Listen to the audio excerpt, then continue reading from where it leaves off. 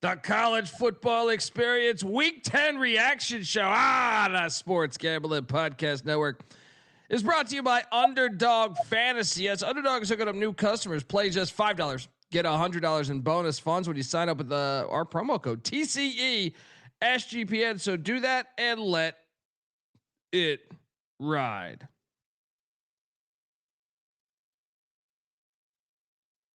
This is Coach June Jones, and you're listening to SGPN. Let it ride.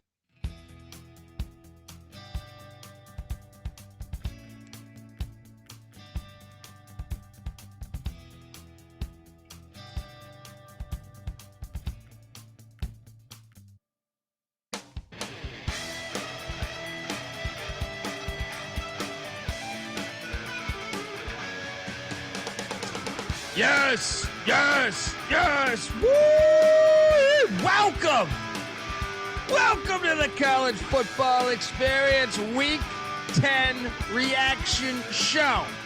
Oh boy. We had blowouts. We had upsets. We had awful refereeing, which is starting to become a staple of the sport. We also had just a wild week in the FCS. Here to talk about it all. YouTube.com/the college experience. Jump on over there, hit that like and subscribe button. If you're wondering who the hell you're listening to, well, my name is Colby Swinging Database Dan, aka Pick Dundee. That's not a pick. This is a pick. He was raised in the land down under, where a man thinks on his feet, speaks with his fists, and lives by his wits. When Dundee happened, he was a superstar. Well, in the FBS, I went 18-19 on my locks. 18-19. But I still made money because of two money lines. Wasn't the greatest of weekends, though. Had a great day in the FCS, too, though. I am joined by my co-host. He is also the host of the College Basketball Experience. And we are home over there because tonight, 9:30 Eastern, we will be talking every single game of the college basketball slate tomorrow and every single game of the college basketball slate from here on out. This is where you make sure you get that correct blue cane in your veins. All right. Because good luck the next 8 weeks. My wife's just like, good God, stop. Give it up for former staffer at Austin Peay with the Governor of South Carolina with the Gamecocks and West Virginia with the Mountaineers, Ryan McIntyre, aka Money Line Mac. What's up, man? What's up, man? Yes, the season is here on the other side, and let the sleepless nights begin. Cheers, everybody. Oh boy. Oh, and by the way, shout out to our merch store. I appreciate the shirt. It came in the other day. So there we go. Saudi Arabia State shirts available. And what the fuck was that yesterday too? Dude,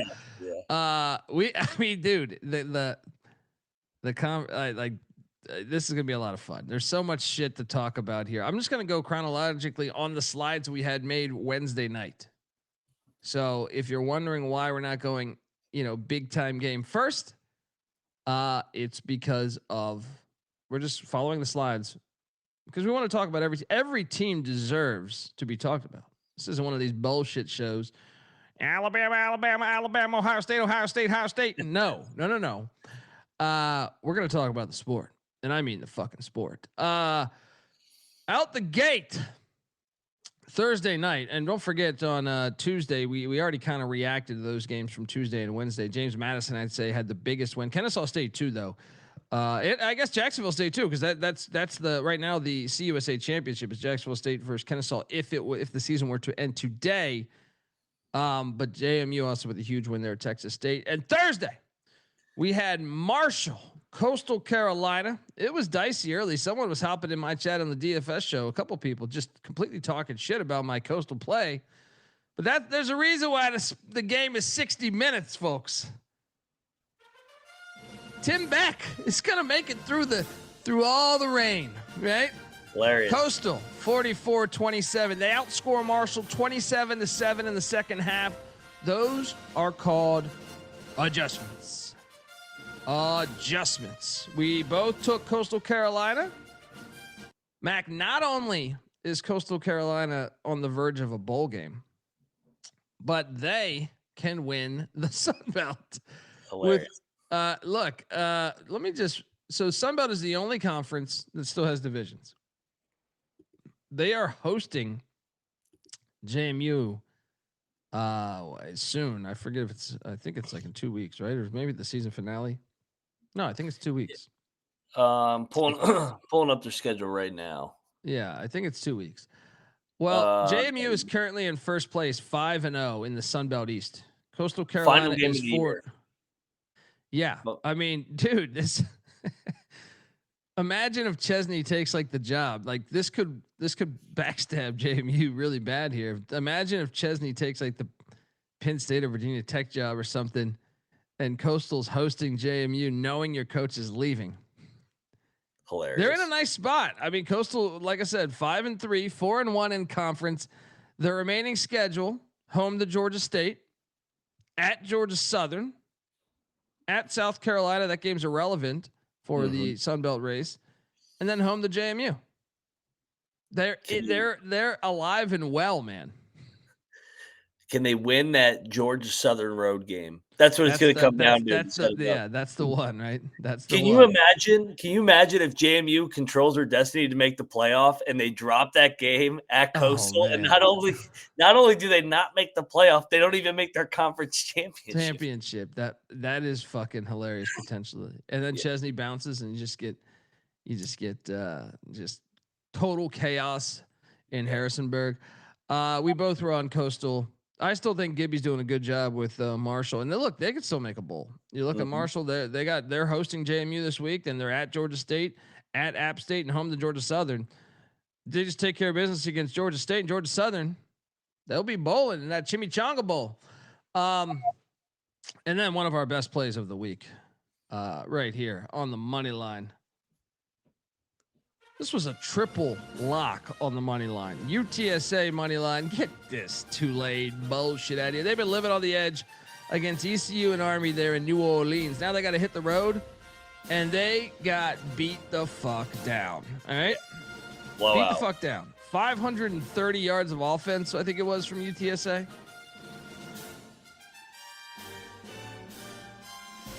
Your thoughts on this one, buddy, as a huge game for the Roadrunners. And I think this is when I also mentioned that if you are a fan of the American Conference, if you are a fan of certain teams within the American Conference, there is a 7-way tie for first place right now. I repeat, there is a 7-way tie for first place.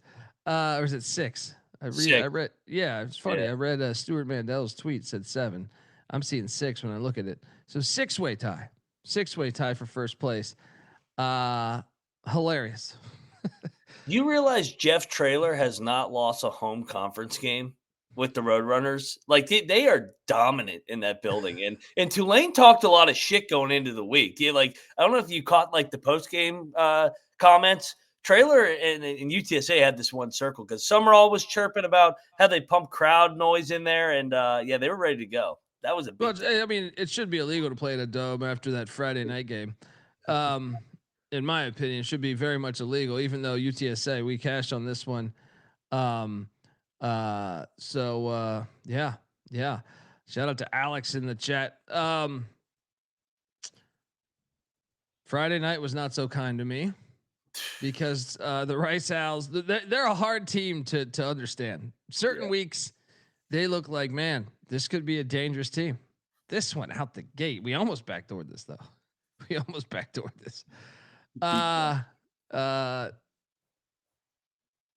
mean, this was a beatdown. Memphis could have done way worse, in my opinion. I don't know. I mean, this Rice is still ahead of schedule. They're not consistent. They get UAB this week, and then they got to pull an upset either against North Texas or South Florida to make a bowl. But they've already hit their win total over. So, your thoughts on this one? Yeah, I mean, credit to Memphis. This was supposed to be a letdown spot, and they hit them right in the mouth and took care of business. So now Memphis 8-1, and they control their destiny because they have the tiebreaker over USF, and just looking ahead at what they got. So they got Tulane, the big one Friday night. Then they're at ECU. Yeah, dude, ECU has Memphis's number over the past, honestly, do a deep dive on that. ECU fucks with Memphis. It absolutely, and it's just it's going to be fun because all these teams in the American play each other down the stretch.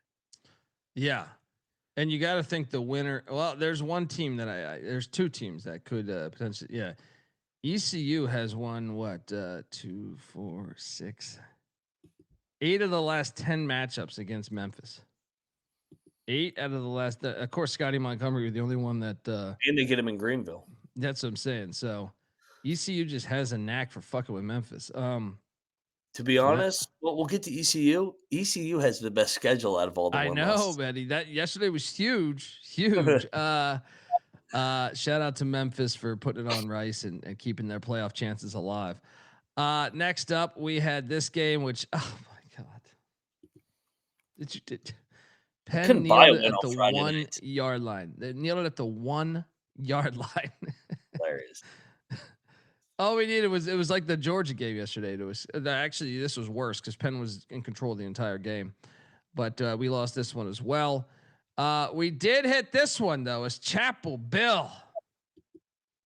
Hey man, this team is if they didn't fumble the ball, if they could handle 1 yard scenarios like against Cal and Virginia, they would be in first place in the ACC.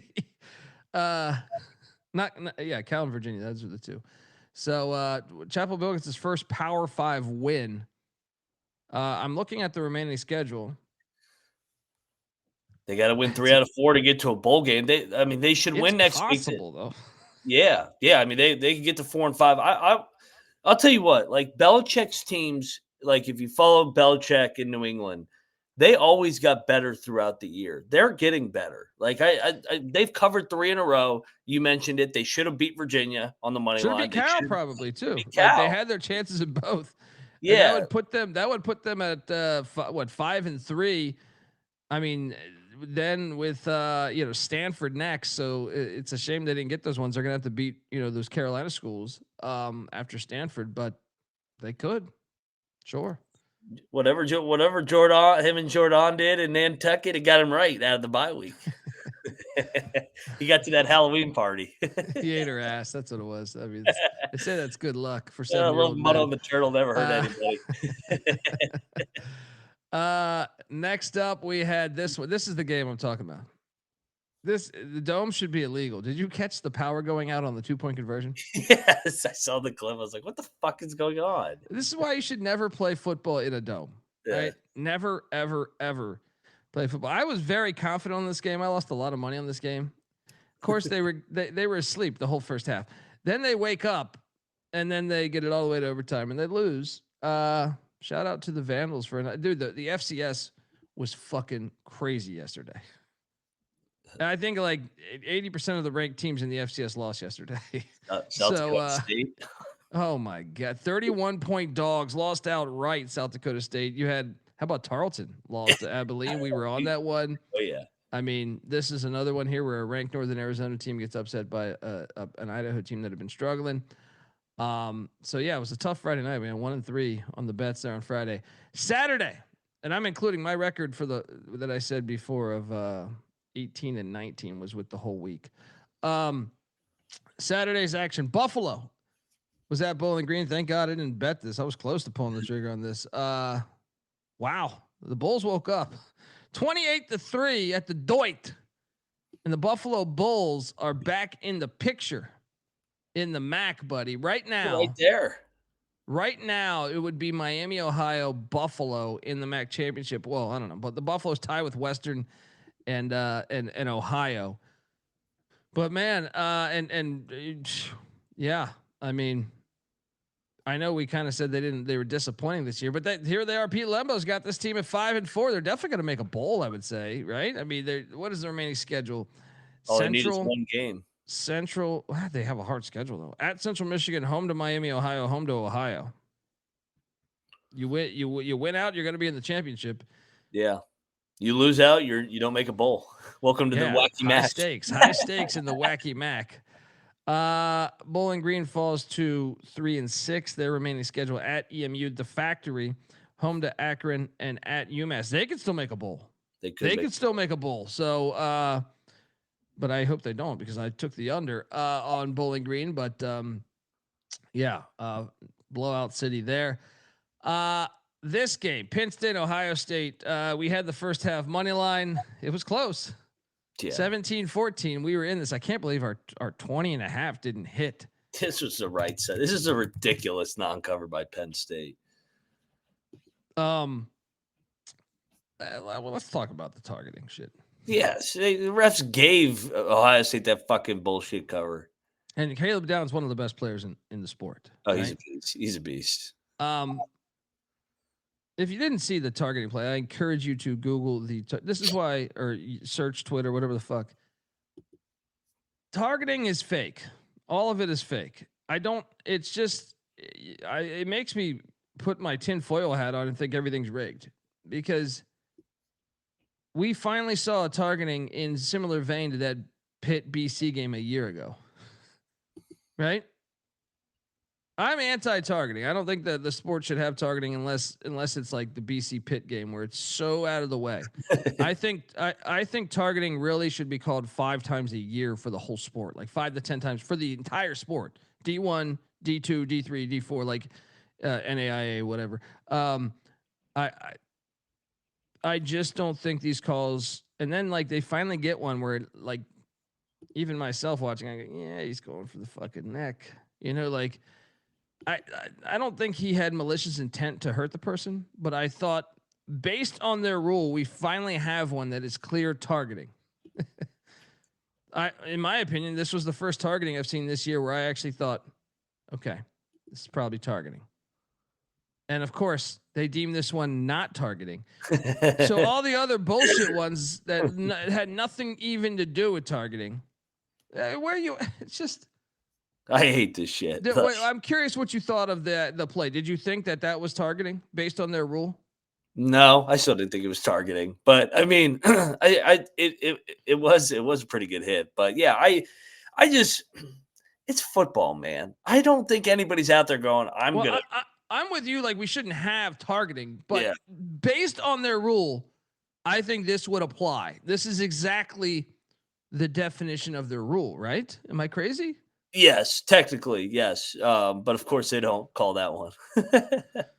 The other ones are all nonsense. Yeah. And then they finally get one that actually like follows the letter of their rule. And they say that that's not targeting. This is why we got to get this thing out of the sport. No one has any idea what the fuck it is. I saw many refs on Twitter combating what the ruling was, saying no. Well, then who the fuck is right here? No one knows. The refs don't know. They don't know what is targeting. They don't even know what the fuck targeting is. They even review it. So that means the review booth doesn't know what is targeting. They have no idea. No one has any idea. And we're going to have this. This was making me think it's rigged, because to take a player out, how many times do we see a key player out? Either one that stands out in my mind was last year, Iowa State safety in a critical game, who was like one of their better players. Oh, that was a ridiculous call. Gets kicked out of the game, and then they're able to exploit that the rest of the game, and they didn't have the depth.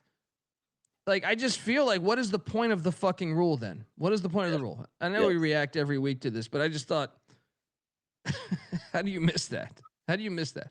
Horrible. It makes me a conspiracy theorist.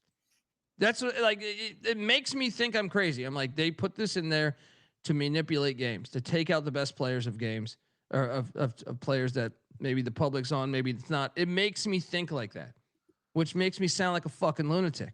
Like I'm going to go, you know what I mean? But you can't tell me otherwise. You cannot tell me otherwise after watching yesterday's shit. Yeah, it's just a painful rule altogether. Nobody knows what's what. Yeah, it's just, that's what I'm saying though, is that it makes me think like they're saying in the chat, is whatever the dude in charge reviews decides. So yeah, but it's all nonsense. It's like The letter of the law, if you follow the rule, applies rarely to the call. Then when you have it apply exactly like the letter, when the play hits exactly like the letter of the law, they give it a pass. It's fucking insane. All right, folks, what to tell you, the college football experience is brought to you by, us. We are part of the Sports Gambling Podcast Network, and what a time to be. This is the best time of year. Sports are thriving. Watch the CFL playoffs yesterday too. NFL is going on today. World Series just came to an end. Horse racing, car racing, MLB, NBA, college basketball, FCS, D2, D3, NAI. Sports just kicking ass right now. All right, and we got you podcasts for all those things. All right, subscribe to the SGPN feed to catch every episode wherever you get your podcast. So yeah, just wherever you get your podcast, just type in SGPN and you will get all of our stuff. That's every episode comes out on that feed. So maybe you're not even into NASCAR or Formula One or whatever, but you say, man, I'm sitting here, I'm bored. What do I got? Let's throw some money on something, right? Tennis, right? Boom, we got you. So do that and let it ride. We're also brought to you by MyBookie.ag. MyBookie is your place to bet on football, and everything else. Their prop builder is second to none. Their motto is bet on anything, anywhere, anytime. You can easily deposit, get lightning fast payouts using crypto. Head on over to MyBookie.ag. Use the promo code TCESGPN for 100% bet back bonus up to $500 for new customers. That's MyBookie.ag. Promo code TCESGPN. And we're also brought to you by NoVig. NoVig is America's #1 sports prediction market. And with NoVig, you are getting the best prices because it's an exchange. You know that. NoVig's available in 35 plus different states. Download the NoVig app and get $50 when you spend $5 if you use our promo code SGPN. Get in on the action with NoVig, promo code SGPN. All right. Yeah. So Ohio State. It's funny. I was doing Sports Grid yesterday, and they hot potatoed me something that I just want to check up on right now. They asked me, are the Buckeyes the best team? Well, they asked me, are we seeing a 85 Bears version of college football with Ohio State? And they didn't prep me for this question. So they kind of just threw it to me on this. And, I was like, I don't know. I was like that it's deceiving. Cause I was like, I don't think they've played a top 50 offense. Yeah. Right. Yeah. Now I am checking. The one might have been Washington. I think Washington might be one that is in the top 50. But I was, they haven't updated this week, have they? I'm curious let me see what Washington's are.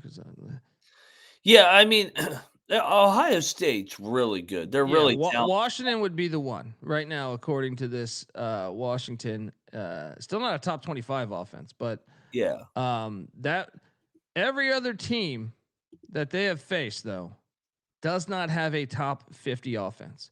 So in one way, Ohio State looks awesome.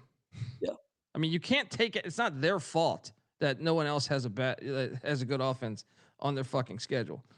Like that, you would assume most years Texas would have an elite offense. They don't. Texas right now, I'm curious with yesterday's game though. They're still 71st in offense. So it's almost remarkable though that you can go the entire season in a major conference without playing a very good offense. Yeah. Like how's that fucking, it's because the conferences are too big, right? That's gotta be what it is. Cause I'm looking right now. I'm interested to see when they get in a dogfight, how they respond. Cause they haven't been in a close game since week 1, really. Yeah. No, I mean, they look great. That's the thing is I don't want to sound like a hater. I know my guy Josh Keeley saw us talking shit. It's like, I don't even mean to direct shit talk to Ohio State. You can't have a reasonable conversation with Ohio State fans. If you don't say that they're God's gift, they're gonna fucking get on you. So I gave up trying to have reasonable conversation with any of these fan bases a long time ago. But two things can be true. Ohio State is really fucking good, they also have played absolutely nobody. Their schedule sucks. So Texas is 71st. Washington's is not top 25. It's 29th, right? So that one is at least a top 30, right? Yeah. What is, I just want to see right now. Minnesota's offense is 123rd. How the fuck are they bowl eligible? Unbelievable.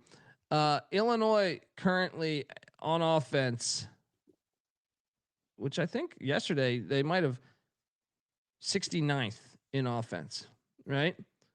Let's see if we can continue on this. Wisconsin, they got to be like bottom 5, right? Wisconsin is They're awful. That's like the worst. The second worst offense in America, 135th, right? Penn. What do you think Penn State's is? It's got to be horrible because they don't score. Penn State's offense is 75th, 107th. Oh, dude, my point is, but check this out. They play Purdue this week. Guess what Purdue's offense is? 100th. It's actually 75th, which is surprising, right? Michigan's offense sucks. What's on to say? Oh, let's see. Let's see about UCLA's. They get UCLA after that, right? UCLA's offense right now, 103rd. Hilarious. Yeah. Right. Rutgers. Actually, I think Rutgers might be one of the better offenses they face. Right. I never thought we'd say those words. Rutgers currently at 47th. But that's right now. By the time they play them, they could easily be above 50. So, and then the final game of the season is Michigan. Michigan currently offensively 53rd. So, yeah, it's just a hilarious thing. It's like, so they hot potato me that, and I was like, yeah, well, they are awesome. I don't want to take anything away from them. They are dominating these football games, but I am curious if they played like, like Ole Miss or something, or some team with Oklahoma was another one that I thought was in similar vein, where it's like, if you look at their numbers, it's like, who the fuck have they played that's good on offense? So, yeah, I mean, credit to Ohio State. They might win another national championship. We know they got guys on that roster, but I just find it hilarious that you could go all the way to November with playing zero top 25 offenses. Zero. Yeah, it's hilarious. Anyway, next up we have this game, probably one of the better games of the day. Army. The safety play, the under, by the way, I locked up the under here. Easy play. I knew they couldn't exploit, Army couldn't exploit the major weakness in Air Force, but yet they did to win the game. The major weakness of Air Force is their safeties and defensive backs are at a record level of bad, for at least in my lifetime watching Air Force football. And they exploited on the biggest play of the game. I can't believe Ross Tucker was on the call and he's like, unbelievable. They fooled me. I was like, they didn't fool me. To me, the one area with the game on the line, when Army had the ball at the 45 or whatever, their own 45, I'm like, dude, they got to exploit their safeties. Go play action. These safeties have been their weakness all year for Air Force. And they did. This is a great game though. And shout out to the Black Knights, who are knocking on a bowl game here. Air Force did outgain them by a pretty big amount, but Air Force missed a field goal in a game like that. That was a chip shot they missed too. Yeah. You can't, it's going to be like a field goal game. So you can't afford turnovers or stupid mistakes like that. Your thoughts on this one is your Black Knights. They're 4-4. Home game against Temple, home game against Tulsa, at UTSA, and then at Navy. It's going to be tough to get to a bowl. Are they going to get to a bowl? Yeah. Monken's a beast. Absolute guts there on that fourth down call. And I just think when we saw them, they were trying to figure out their identity at the quarterback position. Ever since they've committed to go into Cale Helms, the young kid, he's getting better and better every week. So I think they're going to beat Navy. I actually do. I think that they're going to catch Navy at a good spot there at the end of the year in a revenge angle. I think they're going to win the Commander-in-Chief, and they've won 3 out of 4 since we saw them get beat down at ECU that night. They have, man. Shout out to the Black Knights. He's such a good coach, Monken. He gets the most. I love Calhoun too. Like Calhoun's sitting there. They're 2-6, but I feel like they were much better. Look. They were in the Boise game. They were in the Hawaii game. The Navy game. They lose by 3. The UNLV game. They've lost so many games by 3 points. But their secondary is really bad. Their secondary is just really fucking bad. Shout out to Nurse Jockey in the chat, giving us $5. Is there anything more beautiful than? Oh yeah, he said. Yeah, you said great tweet yesterday. And watching Army run that play clock down to 0 every damn play. It's fucking perfect. It's football 101. Let's go. It is. It is. This was a smash play by us, triple lock, and we cashed. Baylor -3.5 as they destroy UCF 30-3.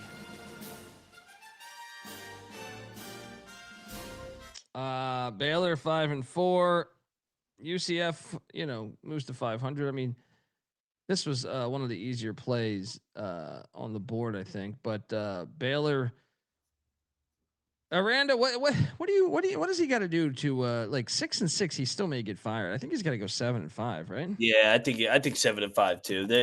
They expect to win at Baylor, and they're spending. But yeah, that was a nice win. That was a beatdown. The old Shiny Knights were feeling themselves coming into this game. They were not ready. It's gonna be hard though. They're home to Utah, at Arizona, and home to Houston. The fucking Big 12. Big 12 is so wacky. It's just crazy. It's like at 6-6, you might want to keep them. I don't know. I mean, UCF, for UCF to get to a bowl now, they're 4-4. Remaining schedule: home to Houston, at Texas Tech, home to Oklahoma State, at BYU. So they need one upset. Beside, and then take care of business against Oklahoma State. It'll be interesting to see what happens there. Moving along, we go to the game. And look, I made fun of you on the show for saying West Virginia money line. And I'll say this: if you go back, our West Virginia preview, or just in general, a lot of the times we talked about Big 12 teams, I said, Rich Rod will always get his offense clicking in November. I actually thought it would be a little later because as the season went along, he went through quarterbacks left and right. Yeah. Right. So I thought maybe this would be mid-November, but I've seen him do it at Arizona. I've seen him do it at Michigan. I've seen him do it at W the first time, and obviously Jacksonville State. I've seen him do it at Tulane and Clemson and ULM. He got it going. They're a dangerous team now. The defense, maybe still not great, but I'm saying the offense, I think, will be from here on out something to watch. He had over 400 yards of offense yesterday against a team that is a pretty good defensive team. So the floor is yours, buddy. Great money line call. I will play the music. I thought you were crazy for this one. Yeah, unbelievable. 40. I didn't. And another thing is, you told me they're going to score 45 points. I thought, okay, maybe they could cover. Yeah. Not right, but then to score 45 at Houston, which, by the way, what is going on the fan base front there? Oh my God, what a joke that was. So, and shout out, I follow some. I've been a guest on the Houston Cougars podcast. I forget the name of it right now. Forgive me. They had tweeted out a bunch of stuff of them playing Lamar or other schools just 5-7 years ago, something like that. They had a packed crowd back when Tom Herman had it going. Why would they not be here for this one when they're ranked a shot at to go into the Big 12 championship? I don't know, but that shit was empty, man. That was an empty stadium. Yeah, they must have had a hell of a Halloween party the night before because nobody was at that thing. That's true. That's a good point. It's the game's at fucking 11. How are you not there for your team? You're 7-1, but you know what? Some of it might have to do is I still wonder how much animosity do you really have for West Virginia? True. This is one of those. This is like Maryland playing UCLA to a certain extent. Yeah. But I mean for. On the other side, if the Mountaineers were 7-1 and we controlled our destiny to go to the fucking the playoff, I mean, shit, we're packing that thing in and we're 2-6. But yeah, I mean, this was this was a fun way to start the day. I was in a good mood the rest of the day. If you follow me on Twitter, I was buying drinks, and every young girl, I feel sorry for every girl that stopped by the bar, and I guarantee you, she heard way too much talk about Scotty Fox, the quarterback of West Virginia. Hey, you see that Scotty Fox today? We got a quarterback now. You said, "Hey, sweetheart, want to do a Jaeger bomb with me? This is for Scotty Fox. I know I'm a Fox, but this is for Scotty Fox. All right." I said, Rich Rod's got his quarterback now, baby. This thing's about to hum. I fucked that up. I know you're a Fox, right? That's what I meant. You're a Fox, and but we got ourselves a Scotty Fox. All right? Oh yeah, this one's for Scotty, and this is my drinks for Rich Rod, baby. So, dude, we got a quarterback. He's gonna be good. He's a freshman, and finally, Rich Rod has had a quarterback, an offensive line, and his skill guys to play 2-3 games in a row without injuries. So. The guy didn't forget how to coach ball. That was impressive yesterday because they kicked their ass right from the start. Yeah. I mean, they got up like 14-0 like before I had my coffee. Simon, and anyone know if there's a college basketball episode today? I mean, buddy, Simon. I love you, brother, but I mean, have we ever missed a show for you? No. I never missed a show. And so 8 years of doing this shit. Shout out to Must Vibe. He did say, look, because it's a timing based offense, man. And Rich Rod's offense, when it gets rolling, it rolls. Watch out. Just watch the fuck out, because it is very, very hard to defend. Very, very hard to defend. It's, I next year they will be a player for sure, providing everyone's healthy and, They're Houston. They're Houston of last year. It took Fritz the first half of the year, and then they started picking teams off in November, and they've rode that momentum into year 2. The Mountaineers will be a Big 12 contender next year. And this year's been a win, beat Pitt, and found our quarterback. Yeah, there you go. Yeah. There you go. And beat a ranked Houston team. There you go. Yeah. Shout out to that. And by the way, if you're a Houston fan where you didn't show up yesterday, but you still have, you're still very much alive. All right. Yeah. Still very, very much alive. To show up to the damn games. Because BYU and Texas Tech play each other this week. Also, we'll talk the rest of it in a minute, but you're very much still alive. And you have the number 1 recruit in the nation coming in. Yeah. Providing he doesn't flip. Hopefully he didn't see the game yesterday. Hopefully he was at Halloween. He might be scared of it. He goes, I don't want to play against that Scotty Fox. Scotty Fox. He needs to be the number 1 player going into next year. All right, next great up, name, Scotty Fox. It is a great name. We triple lock this, and we smashed this one as UConn wins 38-19 against UAB. UConn moves to 6-3. UConn is 6-3. Remember in our preseason, I said they could potentially go undefeated. I just want to key in on this. That all 3 of their losses are in overtime on the road.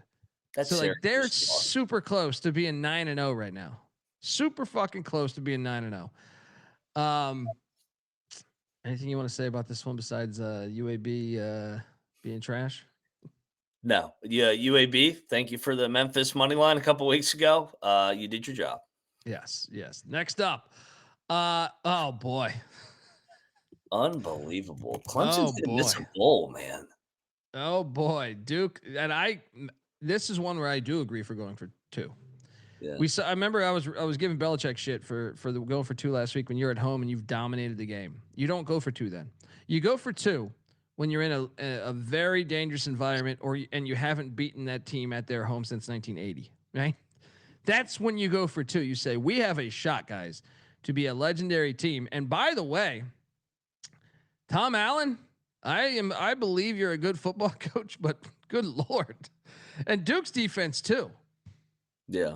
Coming into the year, like I said, I remember talking to an NFL scout that was like, man, they got this guy, they got this guy, they got this guy. Clemson had 560 yards of offense yesterday. Yep. Duke's a strange team, but they are very much alive. As NC Nick told me in the Georgia Tech game. So when we went right before that game was going to kick, NC Nick's a Duke fan, and he's like, as long as we get one of these 2 between Georgia Tech and Clemson. Well, they did. They got the harder of the two in a way by going to their, as an away game, but they do 46-45, 5-3, man. And right now they are sitting there basically tied. They don't have the tiebreaker against Georgia Tech, but they have the same record as the team in second place in the ACC. So their remaining schedule, they're at UConn this week, which is irrelevant towards making the ACC championship. Then they host Virginia. That game's going to be fucking huge. Yeah. Then they're at North Carolina and home to Wake. Dude, I don't know. There's going to be a lot of tiebreakers. I don't know how the fuck they're going to figure this shit out, but I kind of favor them to win. Like in all three of those matchups, I would favor them. How's this ACC tiebreaker going to work? No idea. The ACC and Big 12 are shit shows. This is because we'll go through the other teams as well. But to your point with Clemson is 3-5. The remaining schedule: home to Saudi Arabia State next week, at Louisville, home to Furman, at South Carolina. They're gonna have to win all those home games. Well, if they win the home games, they're still they have 5 wins then. Oh shit! No, I forgot. Yeah. They're in Columbia this year. They're not at Clemson. Yeah. Oh, shit. So they're gonna have to win one. They're gonna have to win one of those road games. Shout out to Duke, first win at Clemson since 1980. 1980. That's unbelievable. Next Gabo up, was talking about going fucking 16-0 with this team. They're 3-5, dude, and like they gave up like 500 yards of offense. Like that's the thing that stands out to me is like Tom Allen is, I think, a very good defensive coach. He has been throughout his career. I don't know. You start to pay players. I don't know. I can't put my finger on exact because yesterday the offense was not the problem. Well, I will say this. They were 3 of 10 on third down, but they still had 560 yards of offense. But the defense was definitely a big issue for Clemson yesterday. Can you believe that Clemson and Penn State are both potentially going to miss bowl games?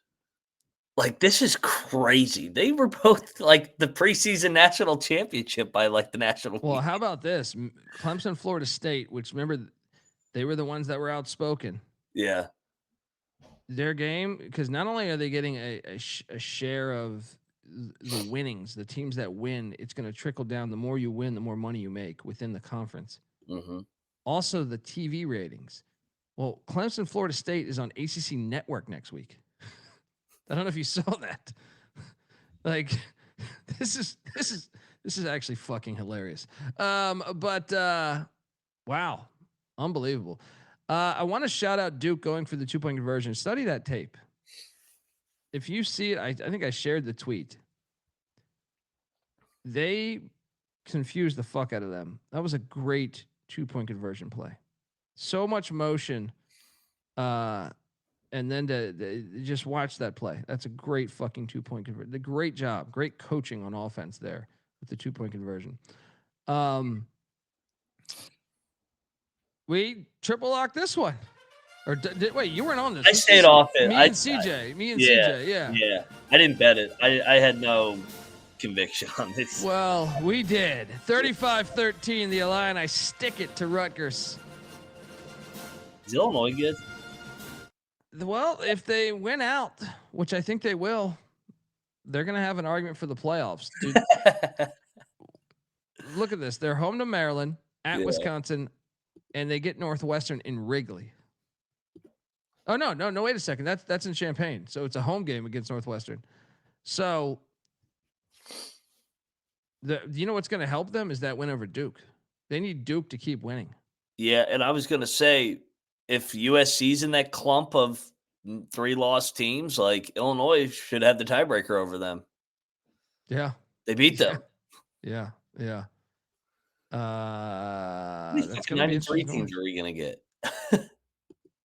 You wonder. Then we have, and by the way, hold on. I take pride in us being able to talk about every team. Rutgers moves to 4-5. Remaining schedule. Home to Maryland, at Ohio State, home to Penn State. Dude, I think they're going to go 6-6. They're going to get Maryland and Penn State, right? We locked it up on the preseason because we go, Shiano will find a way to get that shit to 6. I don't know how he's going to do it. 6-6, right? They get to 6-6. They'll beat Maryland, and then they'll beat Penn State. Yep. The Golden Guido, he takes pride in that fucking bowl game, He man. finds a way, buddy. Finds a way. Navy, North Texas. Navy, great adjustments at halftime to stop the North Texas offense. The problem is, they made great adjustments too, and they stopped you. I didn't bet this game, but North Texas 31-17. And now, you know what's crazy is you pull up the AAC rankings right now, or the American. Navy's in first place, even with the loss. Navy's in first place right now. Well, they've played all their games basically. They're 5-1. Like they only have what, like one more conference game or two? Well, the two, but one of them doesn't matter because it's the Army game, right? Yeah. So they have 2 games left. They have South Florida and Memphis. They're at Notre Dame this week. But right now, if the season ended today, it would be Navy versus Memphis in the AAC championship. But then they play on November 27th. So yes. Also, Memphis plays Tulane, who is also tied with Memphis this week. ECU is going to get to the title game. I'm looking at all these other schedules. All these other teams' They're schedules. in a great spot, buddy. All these other teams' schedules are way harder. What's crazy is the AAC champ has a decent shot of going to the playoffs. Yeah. Look at those formulas that I don't know if they hold any validity, but hilarious. Shout out to North Texas. I was going to say, look at North Texas' schedule. They actually have a pretty good schedule. North Texas remaining schedule at UAB, at Rice. That's it's a tough game, but like and then Temple. Yeah, so you're right. Actually that might be the best one I've seen so far. But would they get in over ECU? if they're 11-1, if they're 11-1. No, I'm talking about the playoffs. Yes, but I'm saying the AAC championship, that's irrelevant, right? The AAC championship, I think it might be like combined records against winning teams. So if ECU beats Memphis, what's going on in this sport? So North Texas would have Navy and UTSA, but UTSA's conference record is 500. Dude, they ended up getting a great schedule. That's what I'm saying. ECU might have it depends. Each conference does their tiebreaker better. If it's conference record, ECU might have the better conference record when it's all said and done, with them playing Memphis and Temple, and Memphis, Temple, and Tulane. You know what I mean? Yeah. So this is this American conference, the American ACC and Big 12. It's just total shit show chaos. Like the SEC, there's chaos, but those teams in the tiebreaker are all going to the playoff. They're like this one. It's like you don't know who the fuck's going to the playoff. Yeah, you don't even know who's playing in the title game. You're not going to know until the game's starting, like the championship game's starting. You get out there. Well, and remember it last year. Who was it that turned in their tiebreaker rules? I think it was the Big 12. Like in November, they just rewrote their tiebreaker rules. Fucking shady. That shit needs. Look. Dial 1-800-PICK Dundee for commissioner of college football. That shit needs to be out there finalized in August before any game is kicked. I think it was the Big Ten. The Big Ten's somebody did some shit. But it was the Big Ten. I think it was the Big Ten. Of course, it was the Big Ten. Yeah, fucking pussy ass league. Hilarious game. All right. Speaking of hilarious games, part of the reason why I ended up slightly in the green wasn't a great weekend by me by any means. I'm not talking shit, but I am in this particular game.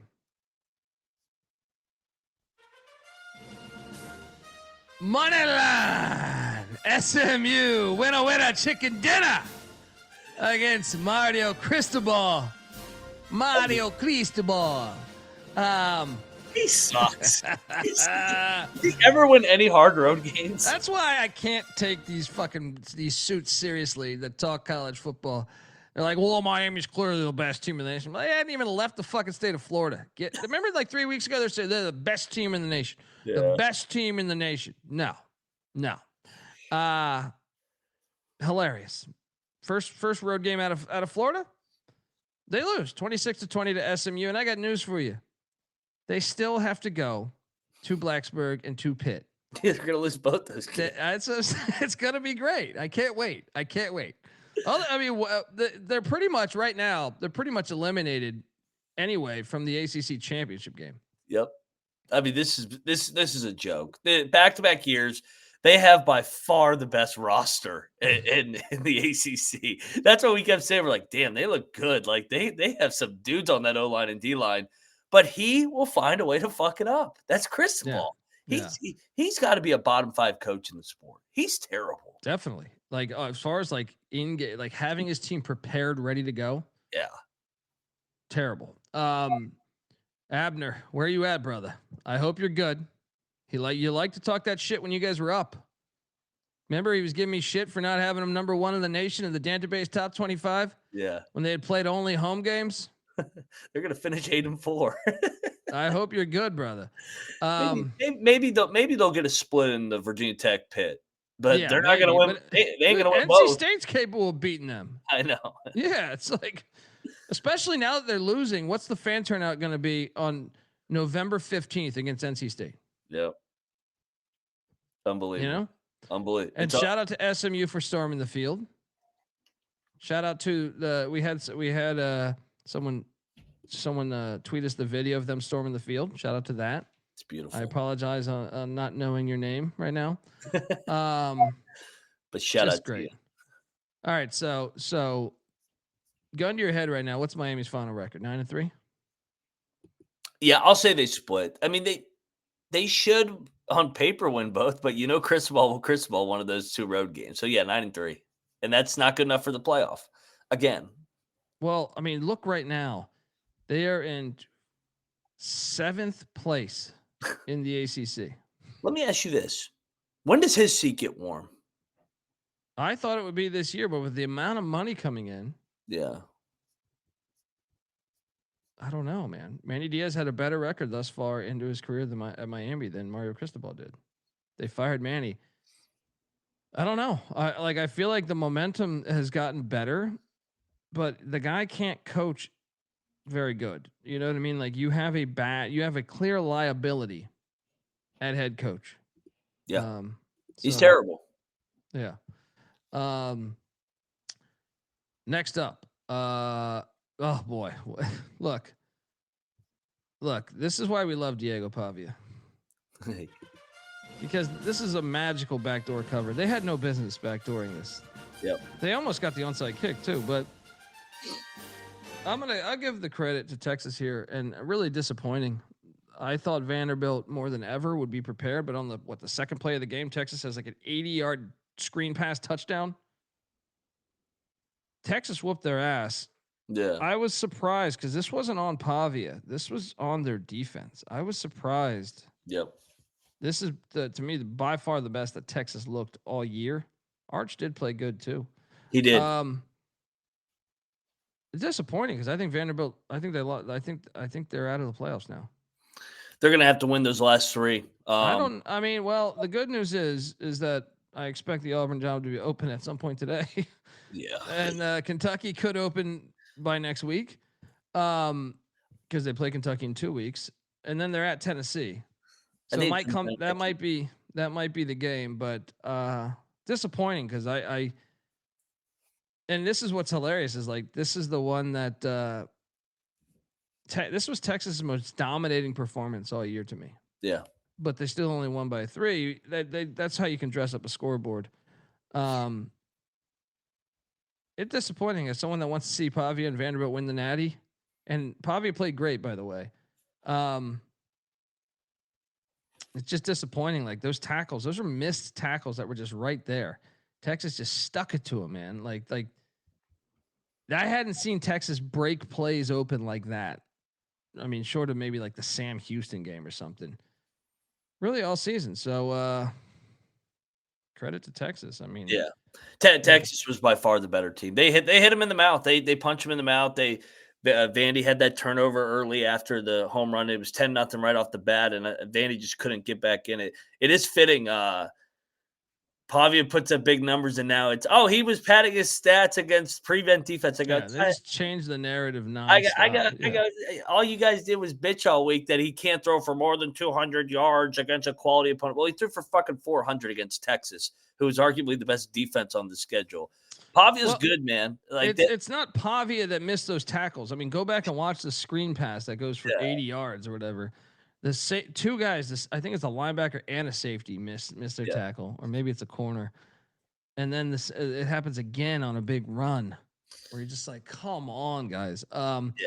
Texas, what's that? I said, well, this is just where the game is not all about the fucking stat sheet. Like if you watch the games, you know how good Pavia is. And that's why it just drives me insane that like this 200-yard narrative. It's like, all right, well, I didn't think he played that well in the first half. He played well in the second half. It wasn't one of his better games.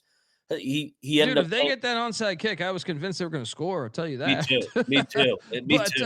But yeah, I mean, and Sark even addressed that in the post game. He was not happy with them letting Vanderbilt back into the game. But so Texas at Georgia, home to Arkansas, home to A&M. When they lose to Georgia next week, which I don't even know that they will, right? But you got to think they're going to get in and see, this is why it's such a huge loss for Vanderbilt. I think it's highly likely that Vanderbilt is going to have, like, these teams are going to have the same record. Yeah. There's a strong chance they're going to have the same record. You need A&M and Georgia to take care of business against Texas. Yeah. You really do. Because now that head-to-head matters. This was a bad game to miss your tackles like that, you know? So, yeah. I think if Vanderbilt wins their last three, they got to be in. I think they're in too. Yeah. But that game at Tennessee is going to be tough, dude.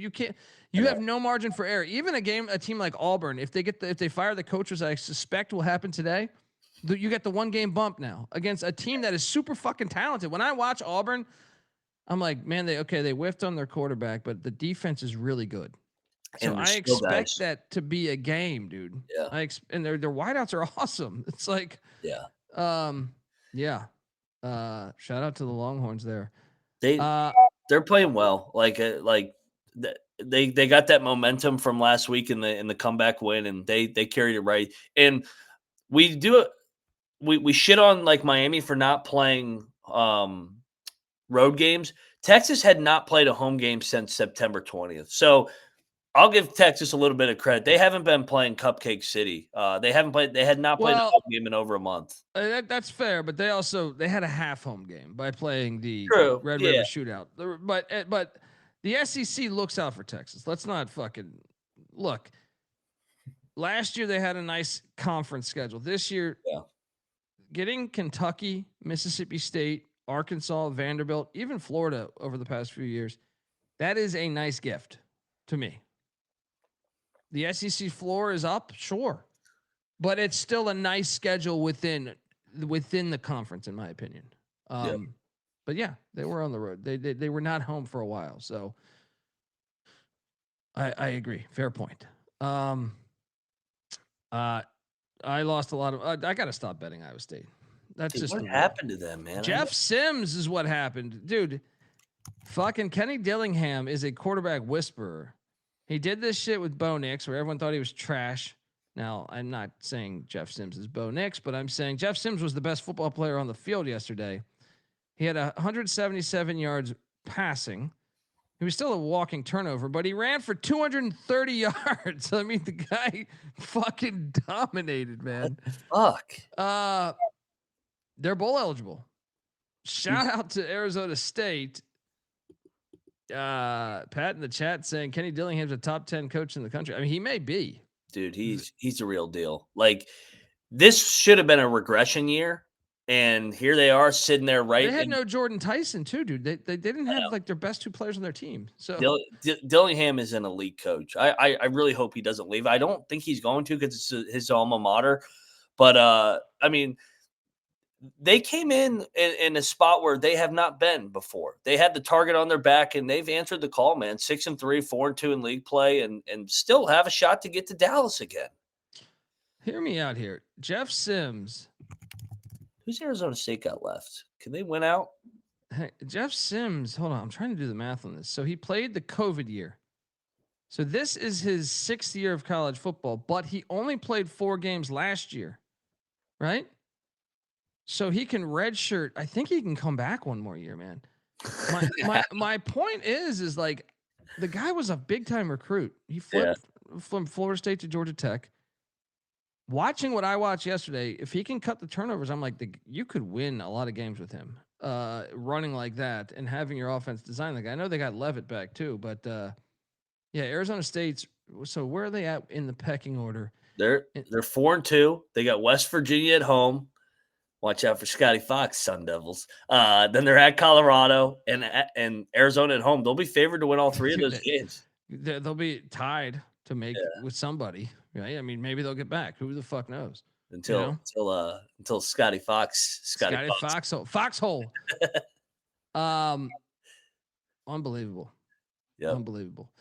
Iowa State, but hold on, just to talk Iowa State real quick to make they just at this point just get to a bowl, right? You're at TCU, home to Kansas, at Oklahoma State. You'll beat Oklahoma State at least. Get to a bowl, call out a season. They just need one more. Yeah, they're 5-4. Yeah, they'll make a bowl. Next up, I can't believe it. This is one I'm very glad to lose money on. Beat down.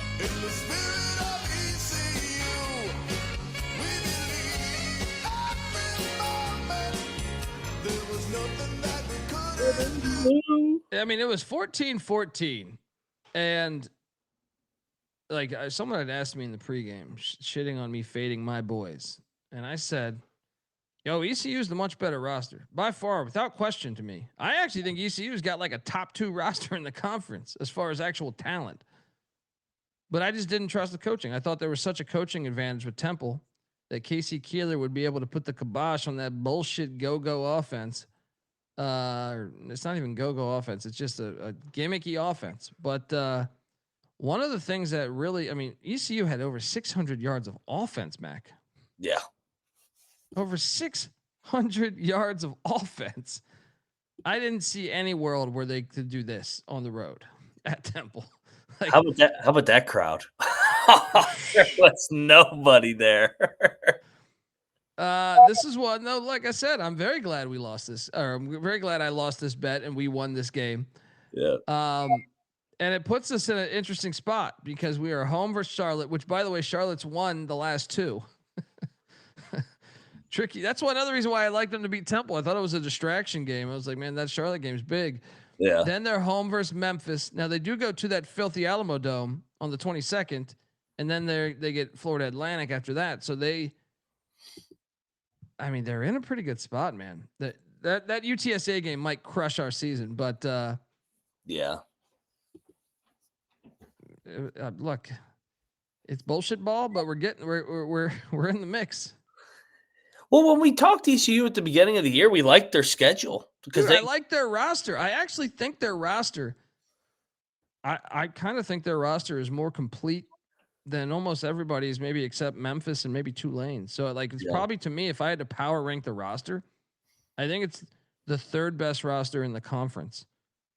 And you can make it's very close to me to I don't think Tulane's roster is that much better than ECU's. I think, if anything, ECU has a better quarterback. So yeah, I mean, we're in the mix. Let's put us in the playoffs. Don't fuck around. Put us in the playoffs. Don't you fuck around and put us in the playoffs. I'll paint my goddamn house. Fucking my neighbors will hate me. Paint the whole damn house. My house will turn into a pirate ship. People think it's like a fucking miniature golf course. Right? Like, what's wrong with this guy?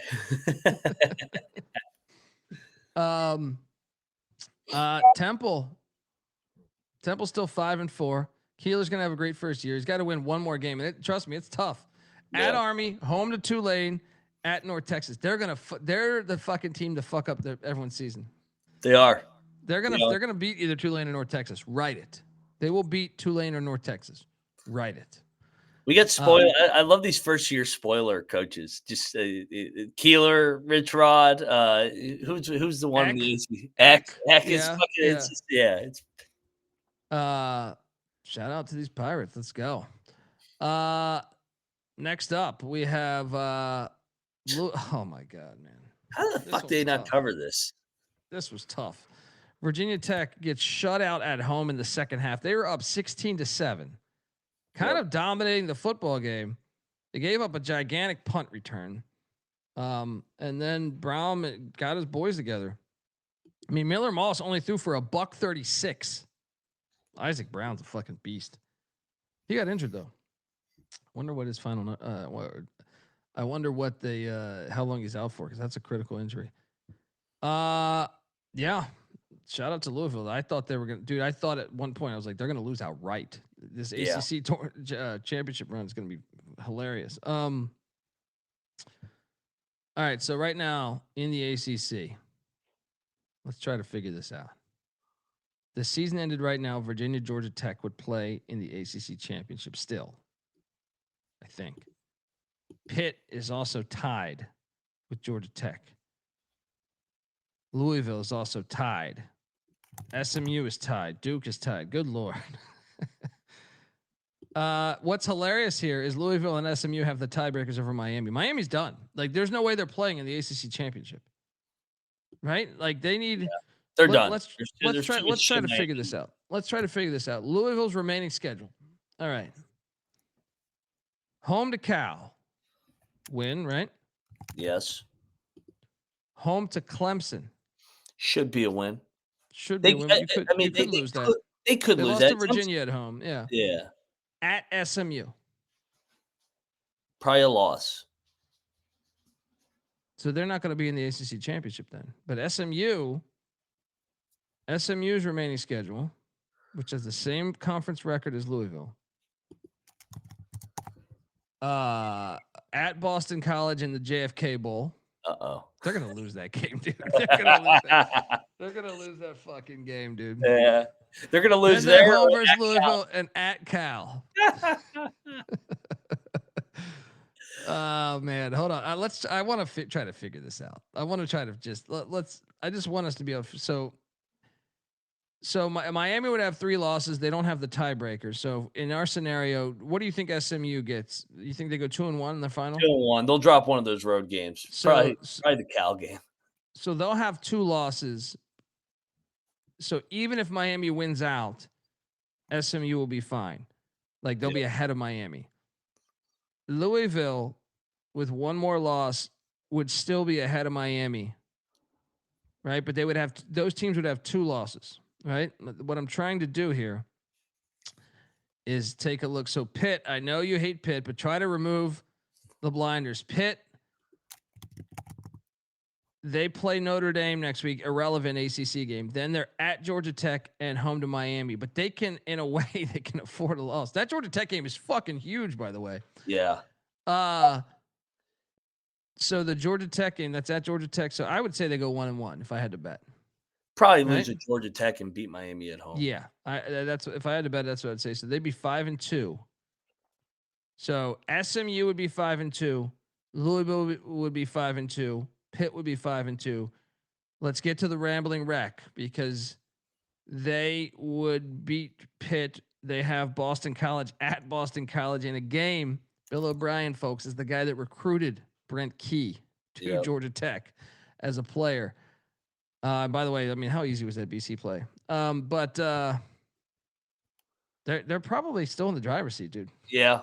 It's we are gonna have a clunker of whatever the fuck the word is, of just fucking 2-loss ACC teams. Now, I also want to hit on.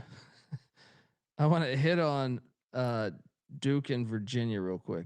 We touched on Duke. Like, Duke, I actually think they should be favored against Virginia at home, because I actually think their offense is a little smoother than Virginia's. And both offenses are good, but I just think the fact it's at Duke, I would make it like Duke -1.5. How about you? I think it'd be close. Yeah. Then they're at Carolina, which obviously rivalry game, but I would favor Duke. Mm-hmm. And then they're home to Wake. I would favor Duke in all three of those. Right? Yeah. Duke. Not by much, but Duke Virginia game's huge. That's what I'm saying. So Duke would be 7-1, right? In conference. Virginia obviously has yet to lose in conference. I know that even better is they lost to NC State in a non-con game. Georgia Tech got to be sitting there like, what the fuck? They went to NC State. We went to NC State. Genius scheduling by Virginia. They knew they'd lose, so they said, let's make it a non-con game. Yeah. Virginia is home to Wake Forest this Saturday, then at Duke, then home to Virginia Tech. Dude, so riddle me this. If Duke beats Virginia and wins the other games that we said, they'll be 7-1. Virginia will be 7-1, and Georgia Tech will be 7-1. Mm-hmm. How the fuck do you decide who goes to the ACC championship there? I don't know. What is their tiebreaker? Is it rankings? Because if it's rankings, then it's going to be Georgia Tech, Virginia, maybe. Yeah. Because of Virginia, I would assume Georgia Tech, Virginia, but you'd be ignoring the one head-to-head between the three, and that would be Duke beating Virginia. No, I guess Georgia Tech beat Duke. I don't know what the fuck they would do. This is why they're having this many teams is stupid. This is why, it's fucking. Because some conferences do the points for over points against, record of common opponent. You know what I mean? There's a million different things. I remember when we used to have a conference on the East Coast called the ACC. It had about 12 teams, and then there was a Big East too, and then there was the teams on the West Coast were in the Pac-12, and then there was the Southeastern Conference where they had teams in the Southeast. And it's like everyone played each other every year, so you kind of knew, hey, now you're just pissing in the wind. Yeah. I feel like you don't get a true champion. It's ridiculous. That Duke game is in Durham, not in Winston-Salem. Yeah. Okay, shout out to Louisville. This was a gut check game. This was a gutty win, though. They were getting their ass whooped. I thought they were going down. Yeah. Anthony in the chat saying strength of schedule determines the three-way tie, I think. How did they determine that, though? Yeah, well, strength of the conference schedule or the non-con schedule? Because the non-con schedule, Duke, I think, would actually win that because Duke has the Illini and Tulane and NC State as a non-con. Yeah. Whereas it's not going to be non-con though. It's going to be conference, I think. I got no fucking idea. It makes my head fucking hurt. I think Jeff Sharp's right in the chat. We just got to let it play out. So it's because somebody's going to lose that we're not fucking seeing. Yeah, North Chapel Bill is going to ruin Duke's season. Chapel Bill's the first year head coach in the ACC that's going to play spoiler down the road because they haven't quit on him. They're playing better. Yeah. Oh, you got some strong hate there. What am I crying about? Rich Rod fucking put it on. I'm smiling ear to ear, buying shots all night. And you're not hating on this one as you beat CJ Sullivan, the bet detective, in a lock battle. New Mexico, 40, UNLV 35. Get this running rebel bullshit out of here. All right, we need it now. Now we shift our conference talk because everyone's talking the AAC champ. The carnage might be too much though. So then there's James Madison. And then there is what's happening in the Mountain West with the Aztecs of San Diego State continuing to roll on to 7-1. Right now, if the season ended, Boise would have to go to San Diego to take on the Aztecs. The problem is Boise just lost and they did not look good. They got I don't know that I've ever seen them look that bad on the Smurf turf. Ooh. Then Fresno is one game back with the tiebreaker over Boise. And don't look now, but Jason Eck has these Lobos knocking on the door right there. And they play San Diego State. Also, Timmy Chang and Hawaii still right in the mix. And I don't even think we can rule out Utah State, UNLV, and San Jose State yet. Shit show. Huge win by Eck. Let's talk about this. New Mexico is 6-3. They're bowl eligible. Please stay. Don't go to Wisconsin. That's the problem. Wisconsin, Sean Lewis is a Wisconsin grad too. They're too dumb to make that. They have two coaches in the Mountain West from Wisconsin, just killing it. Jason Eck in New Mexico, they're hosting Colorado State. They're at Air Force and they're hosting San Diego State. Dude, call me crazy. They can get there. I think they could win all three. I think they should be favored. I mean, San Diego State, if they're 11 or 10-1 at the time, will probably be favored. But I think they'll lose in a cold ass Albuquerque on November 29th. Dude, he's gonna go 9-3 with this fucking team. He's gonna go 9-3 with this team. At least 8-4. Right? Yeah. At least 8-4. Now on the other side of things, Dan Mullen, 6-2. They head to Fort Collins this Saturday. Then they get Bronco Mendenhall and Timmy Chang, and then Jeff Choate in the Fremont Cannon battle. So I mean, they could be 8-4 too. I think they'll be favored. They're probably favored to go 9-3 if I had to bet. Yeah, maybe even 10-2. They're not going to go 10-2. They're phony. They're a phony fucking team. What did they do defensively yesterday? They gave up. They're losing out. They're losing out. New Mexico had 532 yards of offense. They couldn't even stop Idaho State, who's not even a good FCS. They have a losing record in the FCS. They gave up 500 yards. They're going to lose out. This team's a fraud. We've been saying it for fucking years. Yeah. It's shout out to the great Rob Donaldson. It's Moneyline McIntyre. Please address me as my real name going forward. Yes. Fuck all you jack fucks in the chat. Okay. This game, let's get to this. This score is very misleading, by the way. Oh, I hate the Texas very misleading. Avery Johnson. Look, I know if we ran a poll, I think between all of our listeners, they would say Arch Manning's the most overrated prospect. Maybe some would say Lagway. Some would say Avery Johnson might be my vote. Yeah. He sucks, man. Like, just this was a one-score game in the fourth quarter, and just the guy's a walking fucking turnover, dude. Like 16 of 33, a $199, 1 touchdown, 2 interceptions. There was a dropped interception, key fumble that goes for a touchdown as well. This game, the score is deceiving. Now, don't get me wrong. Texas Tech's the better team, but that score, running those late turnovers by Kansas State, blew this thing out of proportion. I lost money here, a lot of money, and shout out to Texas Tech. Look, Cody Campbell is healthy for college football, in my opinion. I like his what he's trying to save college sports. He says, I know people think there might be an angle behind that, sure, but regardless, having a billionaire that says he's going to turn Texas Tech into a blue blood in basketball, baseball, and football is awesome. It's healthy for the sport. I think it's healthy for the future of the Big 12. But man, did Kansas State let him off the hook? Avery Johnson. I mean, some of those plays. Yeah.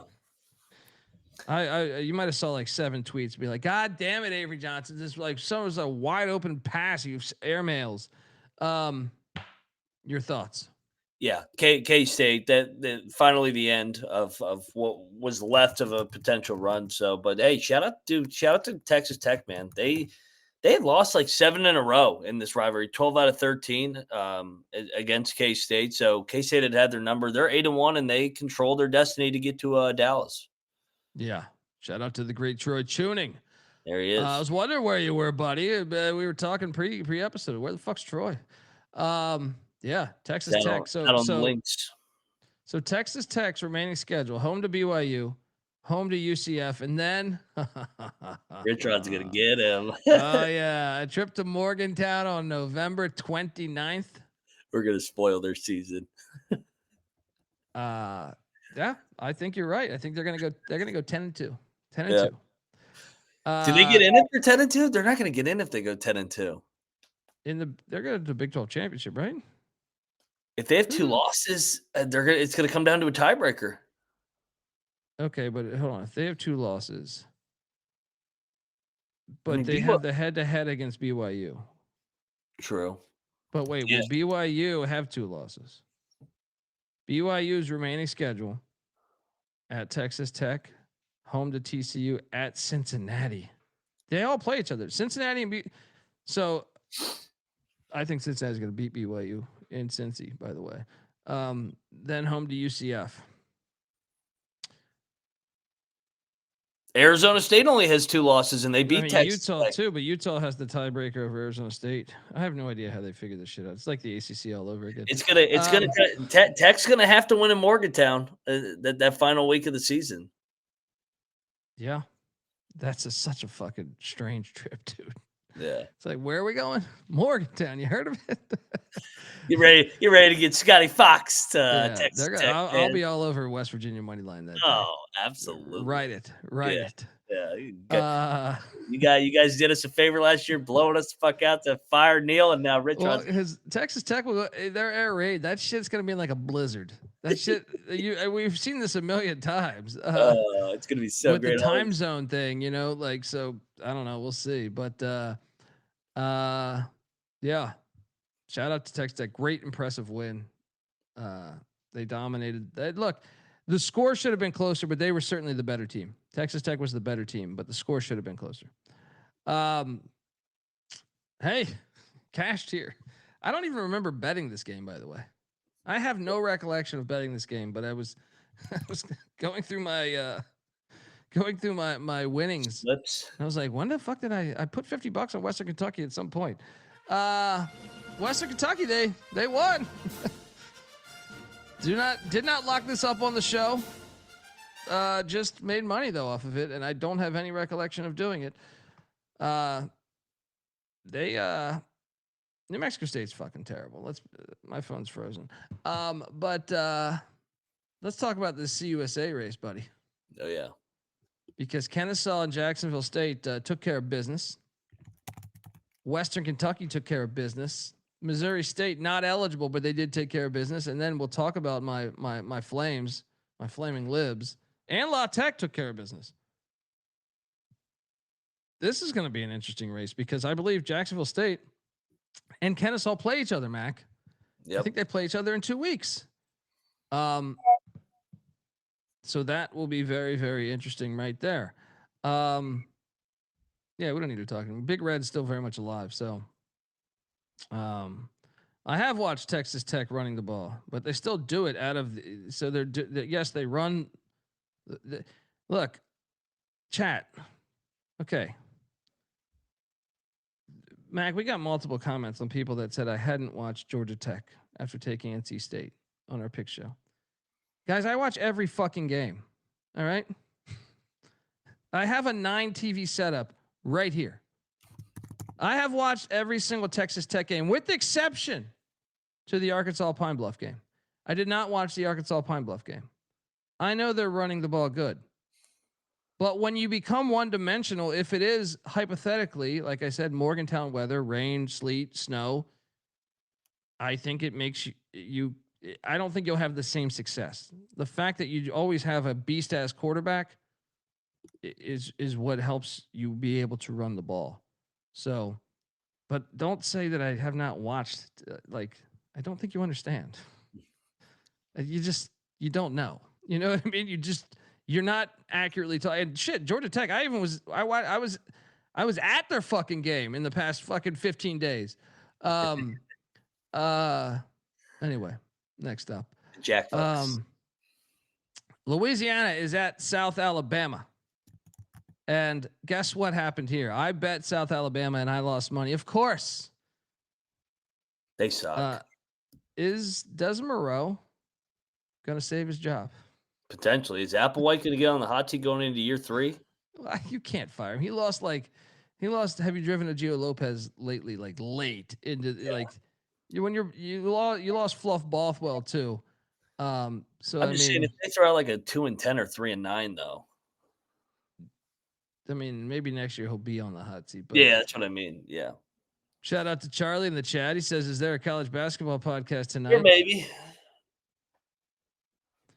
You know, we've been doing the show 8 years, and we've never missed an episode.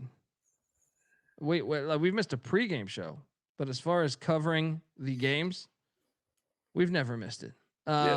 Cheers, Charlie. We will be live tonight, 9:30 p.m. Eastern, we believe. Yeah. So the wacky Sun Belt. We had Sun Belt broke nice for us, by the way. We'll talk about that in a second. But shout out to Louisiana. What's their record right now? 3-6. They got to win out to get to a bowl. And I know they get the Cajun game. They got ULM. So what is their other opponents there? Don't they have to go to someone on the East? Is it ODU?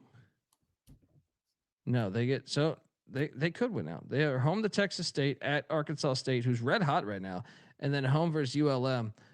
Yeah, I think they'll go like 5-7 probably, right? 5-7. So yeah. Who has time? Yeah, I don't. I don't know if you guys have seen me tweet this out, but yeah, it is. We're better than sports bars. All right. Next up, we have. Oh my God, cashed. All right, hold on. I know this was a lucky beat on the final play. But it's the right side. It was the right side. Yeah. Florida plus 7.5 hits for us. Can we talk about that incomplete pass bullshit? I mean, that's a catch. That's a total catch. That's a like, fucking come catch. on. Like, that's a catch. Fucking Hearing these fucking announcers talk about all this, they bringing in that schmuck ref is like, well, it's indisputable. I think that's a catch. I think that's a fucking catch, man. Now, of course, I had money on Florida, but I still cashed on this, and I still think I didn't have Florida money line. I had Florida plus 7.5. I just think it's a catch. I just don't. Georgia gets every fucking call, man. They every call. That's another thing that makes you wonder. Is like the SEC. Like, look at these suspicious calls over the past 2 years. They have all benefited the team that is, to me, the power team. Georgia and Bama. It doesn't ever benefit Kentucky. You know what I mean? Like, it benefits. No. I feel like just put my tinfoil hat on. Yeah. Put my tinfoil hat on. Kirby's got a nice whistle. I mean, they did a top 10 worst calls of the year, and the top 3 all were for Georgia. Yeah, I mean, you sent me that list. Time out. I personally think they got. I have to remember. I thought their number 4 was the one that should have been number 1, but I can't remember. But the timeout thing was up there too. I mean, look, Georgia's been very, very fortunate to get out of these games, but it just seems like I don't know. Now at the same time, you could say if you're Florida, you're up 3, you go for that 4th and 1, and shout out to Georgia for stopping them. Great late stunt, but part of me thought you should have just kicked the field goal, go up 6. Yeah. Part of me thought you should have, and I normally say go for a 4th and 1, but I thought, man, you go up 6 in a game like this. Now Georgia just go right down the field, but momentum was kind of crushed after you didn't get that 4th and 1. So, hey, Georgia will be a playoff team. I think they have Texas. If they lose to what? Texas and Georgia Tech, they miss the playoffs, right? Yes. Because then they would have lost 2 out of the last 3. So I agree. Who's their other opponent? Charlotte, right? Don't they have Charlotte? Yeah, there's the SEC with that fucking random game. Can't wait for the 9-game schedule. They could lose at Mississippi State. They could. Yeah, I mean, they're only a 9-point favorite. They could. Yeah, they're at Mississippi State this week. Yeah, that's kind of the SEC gave Texas a bye week before playing at Georgia.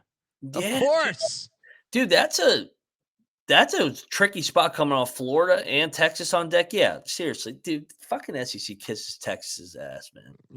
Yeah. Shout out to Georgia though. It was a gut check game. They did go right down that look before even the catch when they stopped them on 4th and 1. It was like Georgia got shot out of a fucking cannon after that. That game-changing play on the 4th and 1, and then they just went right down the field in like 4 plays. Yeah. And just got 7 points. And to Gunnar Stockton's credit, I feel like he's got a little Stetson Bennett to him, dude. So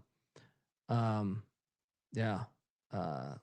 I know our boy Sebastian, SGPN Doc, was devastated about this. He's sick of these calls. He says he sent me a message.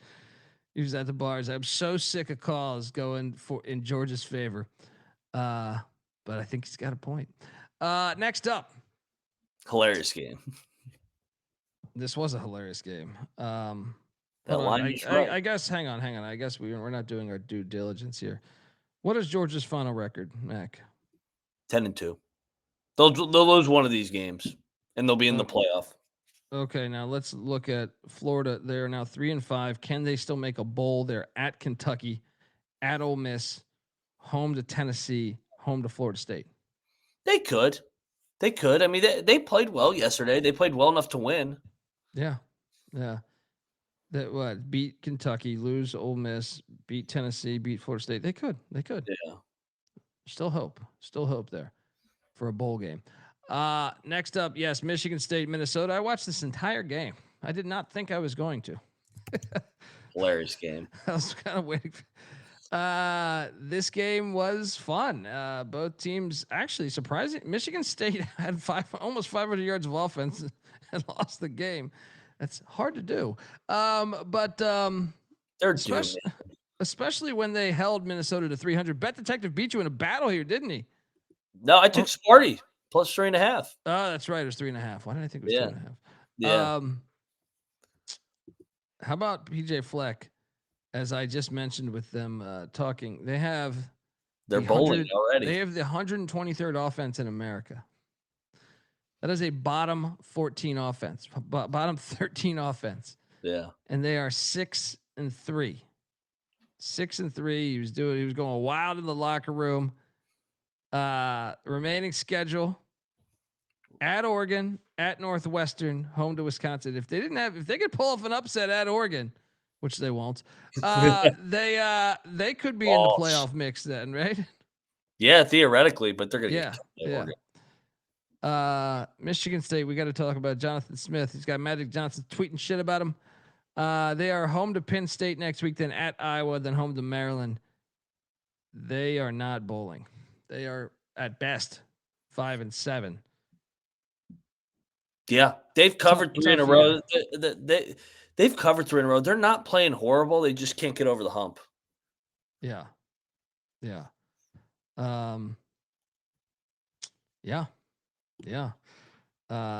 Hilarious game. Also, just when you think we're out, they pull me back in. I did lay the points with the Flamin' Libs. And holy shit. 59-30. They could have scored 66, by the way, too. Yeah. Right? They could have. They called off the dogs. Mac, I mentioned this a minute ago. Back to the CUSA. Kennesaw and Jacksonville State play each other soon. I forget when.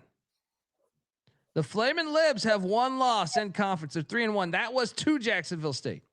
So I think we need Jacksonville State to beat Kennesaw, right? The reason why I say that is the Libs seem to have suddenly found their offense. Their remaining schedule: home to Missouri State, at Florida International, at Louisiana Tech, and home to Kennesaw State, where that game could be. That's for it. That game could be for the team to get in the CUSA championship. And then I could make a shit ton of money because I have this parlayed in like 56 bets. I'm telling you, if they don't make it and you guys don't hear from me, you know where I'm at. All right. You're in Lynchburg. Got a pair of concrete shoes. All right. Have they turned the corner, Mac? Yes, they have. They found their identity. They got healthy, and Chadwell's a good coach. Kyle Kerms, wherever he's at, Chadwell's going to get him dating for. Yeah, they're finding their way. Next up, shocker of the fucking day. What the short of Indiana State? Short of Indiana State going into Brookings and winning as 31.5-point dogs. Fresno State. What? Stuck it to them. They dominate. I watched this whole game. They dominated this football game 30-7 against Boise State. 190 yards of offense for Boise. That's it. Dude, Boise State was laying 17.5 or 18. This. I did not see this. I have never seen them get their ass whooped this bad on the Smurf turf, at least since the 90s. I know Madsen got injured, but like still, come on. Well, now you have a scenario here where Boise plays at San Diego State next week. Or I'm sorry, it's they have a bye week. Then they're at San Diego State. It's a nice bye week to get your team healthy. But if San Diego State beats them, Boise is not going to play in the Mountain West Championship. Yep. Right? Yep. They also play home to Colorado State. They'll fuck up Colorado State. But then they play at Bronco Mendenhall on November 29th or 28th, whatever, Black Friday, I think it is. Right? That's a losable game, too, based on the Boise team that I've been seeing. Is Boise State going to play in the Mountain West Championship, Mac? Because Fresno has the tiebreaker. Fresno, if they win out and Boise just slips once. Those fucking road games are hard. Fresno's remaining schedule: home to Wyoming, home to Utah State, and at San Jose State in a rivalry game. That game could fuck them up. It's gonna be fun. It's gonna be fun to watch. These leagues are a shit show. Yeah. Shout out to Matt Entz, by the way. First ever trip to the Smurf turf, and you're just like, yeah, 23-point win, hold them to 7 points. What? Crazy. And I know they had the backup, but still.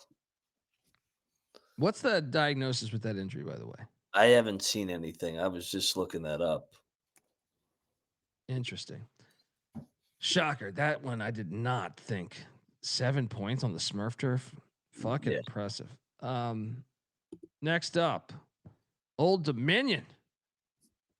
ODU 31, ULM 6. ODU is now bowl eligible for Ricky Ronnie.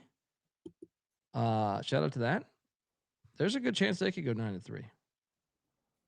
A very good chance. I think they're probably gonna be favored the remaining 3 games. So, yeah, tough days for ULM. ULM has to win out if they want to go bowling, and they're on a 4-game losing streak right now. And, they seem like they've run out of gas. Yeah. I don't think they're gonna make a bowl. Next up, we have you fools. You fools. Couldn't get a better spot, Maryland, and you just completely. I couldn't believe you fools. So you guys thought you were so cutting edge, cooking the books over here. You had a fucking bye week to come out like this. Like, are you shitting me? Is Indiana? I couldn't believe. Indiana had 588 yards of offense. This fucking team's a juggernaut. Like, they're the best team. 588 yards of offense. I don't understand how people can have Ohio State ranked ahead of Indiana. Other than they just have 5 stars or more talent, but Indiana's played better competition this year. 100%. Like, how can you have Indiana not ranked number 1? Like, they beat Iowa and Oregon are better than anything. What's Ohio State's best win? I guess Texas. Texas win looks all right now that they've actually beat a team with a pulse, right? Yeah. Indiana beats everybody by like 50 too when they're not playing the hard road games at Iowa. They have a double-digit win in every game except at Iowa. They have a double-digit win at Oregon. I mean, god damn. They're the best story. I was talking to I was DMing with was it Hoosier Stan, I think it is. I want Indiana to win the national championship. I think it'd be great for the sport. I think it'd be fucking great for the fucking sport, dude. I think they're going to. I think they're the best team. I mean, this would be the best thing for college football in a while. Indiana wins the fucking. Just think about that statement 5 years ago or 2 years ago. Indiana to win the national championship. Can you imagine how much shit Cignetti would talk if he fucking won a natty? I just don't want the Big Ten to have another one, but at the same time, I'm like, part of me does enjoy it. Anything, I just don't like the Big Ten, like Tony Petitti and Warren and what they've done to the sport. But at the same time, like Indiana's story is awesome. Yeah. It's awesome. This would be great for the fucking sport. Maryland's fucking terrible. Is Loxley there? He better not be. I mean, what are they in Big Ten play? Someone. 1-4. Wait. Let me see if I can find this tweet. I saw that, and I didn't fact check this, but I believe this is probably right. Where is this? I felt so good about this Maryland play too. Yeah, you guys were insane for this. I fucking called you out on this one. I was like, "What are you talking about?" And for what? I mean, does Indiana ever have a sleepy game? Like, do they just they never sleepwalk through any of these games? It's crazy. How about this one? The curse of the fridge. Since firing reigning ACC Coach of the Year, so he just won Coach of the Year in December 2010. Maryland's home record after Halloween is 0-24 versus teams not named Rutgers. Rutgers is their only wins. They're 0-24 at home. That includes a time in the ACC too. In Fucking Maryland, hilarious. When we say you're a fraud after September, this is like we're not just saying it because we like just to say it. Like Maryland is a fraud ass program. Yeah, shout out to the great Jared Green, man. Injury bug starting to creep in for Indiana. Yeah. So they'll win by 30 instead of 50 now. Yeah, they're just fucking dominating. Next up, you fools. I couldn't believe people gave me shit on this. By the way, this is the worst roughing the passer call ever in this game. And I want to let you know that roughing the passer actually prolonged a drive. Like they would have got a field goal right there, but you're talking about the score going from 18-10 to a potentially, because I can't remember if it was 8. Either way, it was a huge play in that game. But guys, I know we think Notre Dame is great, but a 30-point spread against a Power 5 school, Notre Dame's not that great. All right, like Notre Dame's a good football team. Don't get me wrong, but they're not. This isn't the fucking 72 Dolphins here. I was shocked at how many people were just like, I can't believe you're loading up on BC plus 30. I was like, what are you talking about? This game was fairly even majority of this game. I mean, if you watch this game, it was not like, yes, Notre Dame was the better team. Don't get me wrong, but it was not that big of a gap. I don't think Notre Dame is light years. It's college football these days. I don't think Notre Dame's better than a lot of teams, but they're not just way better than a shitty Power 5 team. Hard to cover 31 when you only scored 25. Dude, and even that was that roughing the passer ended up being a touchdown after that. Yeah. Notre Dame slept. This is why BC was like my big upset pick going into the year. That's a hard road trip. So yeah. It's Notre Dame. They've done their job. They're probably going to win out 10-2, go to the playoff. They play at Pitt. Yeah, I guess Pitt could get them. You have to admit that could be a game. That could be a game. I wish we could play Pitt again. Just fucking fuck them up again. Notre Dame got very, very lucky, but that Miami loss is looking worse and worse. Yeah. Everybody else, how about this, Notre Dame? Miami, Purdue, Arkansas, Boise State, all lost. The only thing that helped you is NC State did beat Georgia Tech, and USC somehow found a way to get out of Lincoln. But a good win for the Irish. Pitt, this was shocking to me. I thought, why am I surprised at this? Because I'm surprised. We lost by the hook. We had 14.5 in Stanford. Those fucking turnovers, man. Stanford just kept self-destructing. Mason Heinzel was 23 of 38 for 304, 3 touchdowns. He did have 2 interceptions, but he also had a great rushing play too. Yeah. Pitt's offense almost had 500 yards of offense there. Buddy, they might be a playoff team. Who are their losses to? They lost to Louisville, yeah. And a game they were up 17. Can you imagine if they were 8-1 right now? They should be. They're up 17-0, and they lost that fucking game. I had that money line. They also were up 10 in Morgantown with 5 minutes to go until Narduzzi. I mean, if you had not played Holstein, you'd be undefeated. Classic Narduzzi. I got a shitty quarterback here, but he's been here 4 years. I will play that shitty quarterback. Right? Well, and if you remember with how Pitt's offense is rolling, Narduzzi punted the ball in the West Virginia game on 4th and 1 at West Virginia's 40-yard line. Or no, it was the 38-yard line. He took a delay game to punt. It's like, what are you doing? I got this one. This one, guys. His offensive coordinator, Cade Bell's like, dude, we got 2 guys. Cole Gonzalez lit it up for me in the FCS. Then I got this freshman kid who's a beast. They're both, and he goes, I've seen your practice. I've seen that offense over there on that side of the ball. You guys throwing for like 500 a game, or 500 a practice. We don't want that shit here. Not unless we have to. All right. Not unless I'm about to be fired.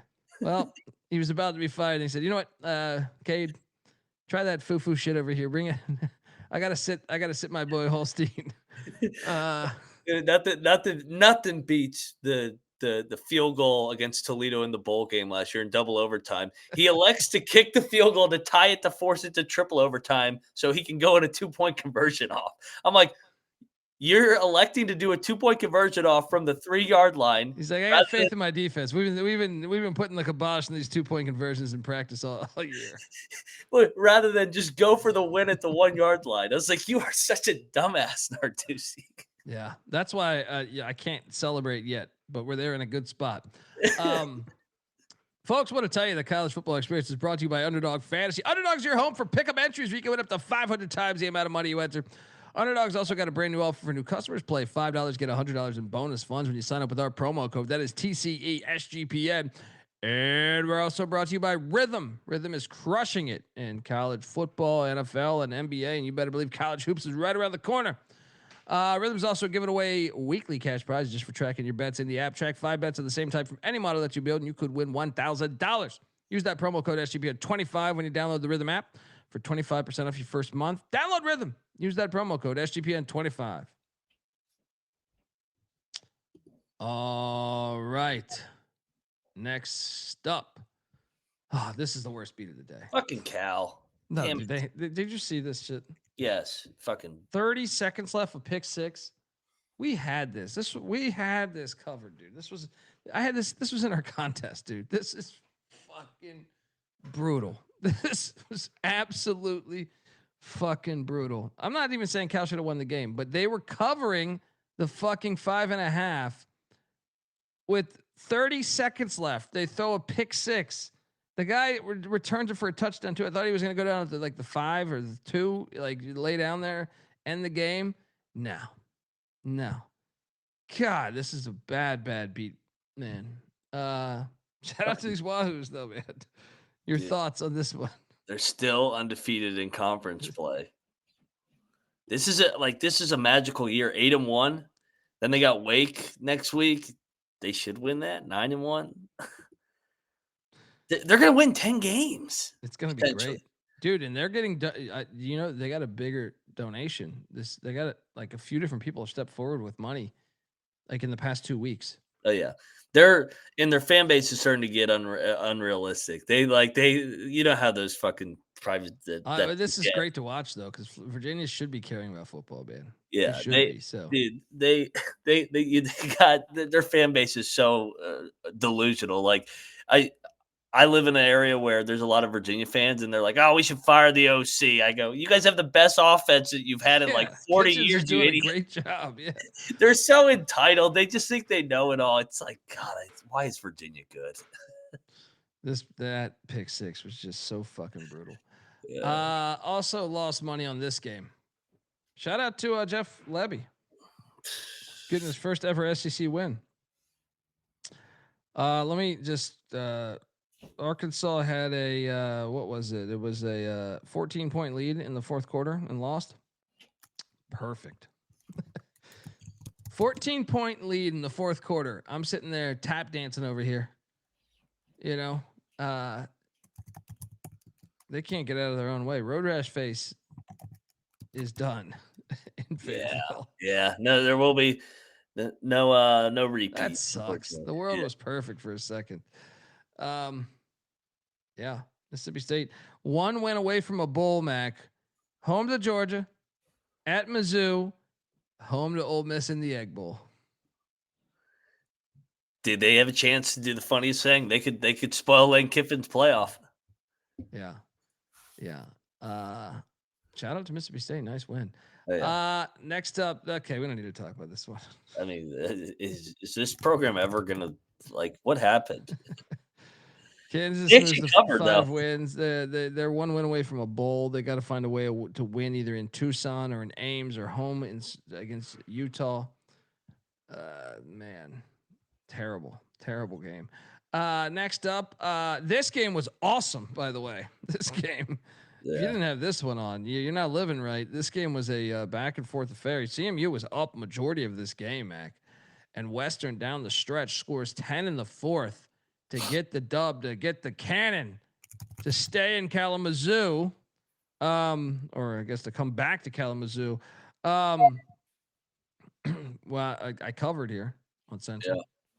Fun game though. Your thoughts? Fun game, yeah. I mean, shout out to Western Michigan. This is this MAC is going to be fun headed into these Tuesday, Wednesday games. This place was lit, by the way. Yeah, that's why they play on Saturday. Yeah, that's why they play on Saturday. Awesome shit, man. College football 101 right there. Yep. Whoa. Colorado quit. You want to see a dead body? What the fuck is this game? What is going on? Dude, I'm starting to think this Deion's out, right? He's done. Yeah. Something's up. Something's up. It's like he might. I wonder if he's even at practice or something with all the surgery and shit he's got going on. Guy can't even control it. I feel sorry for him, but at the same time,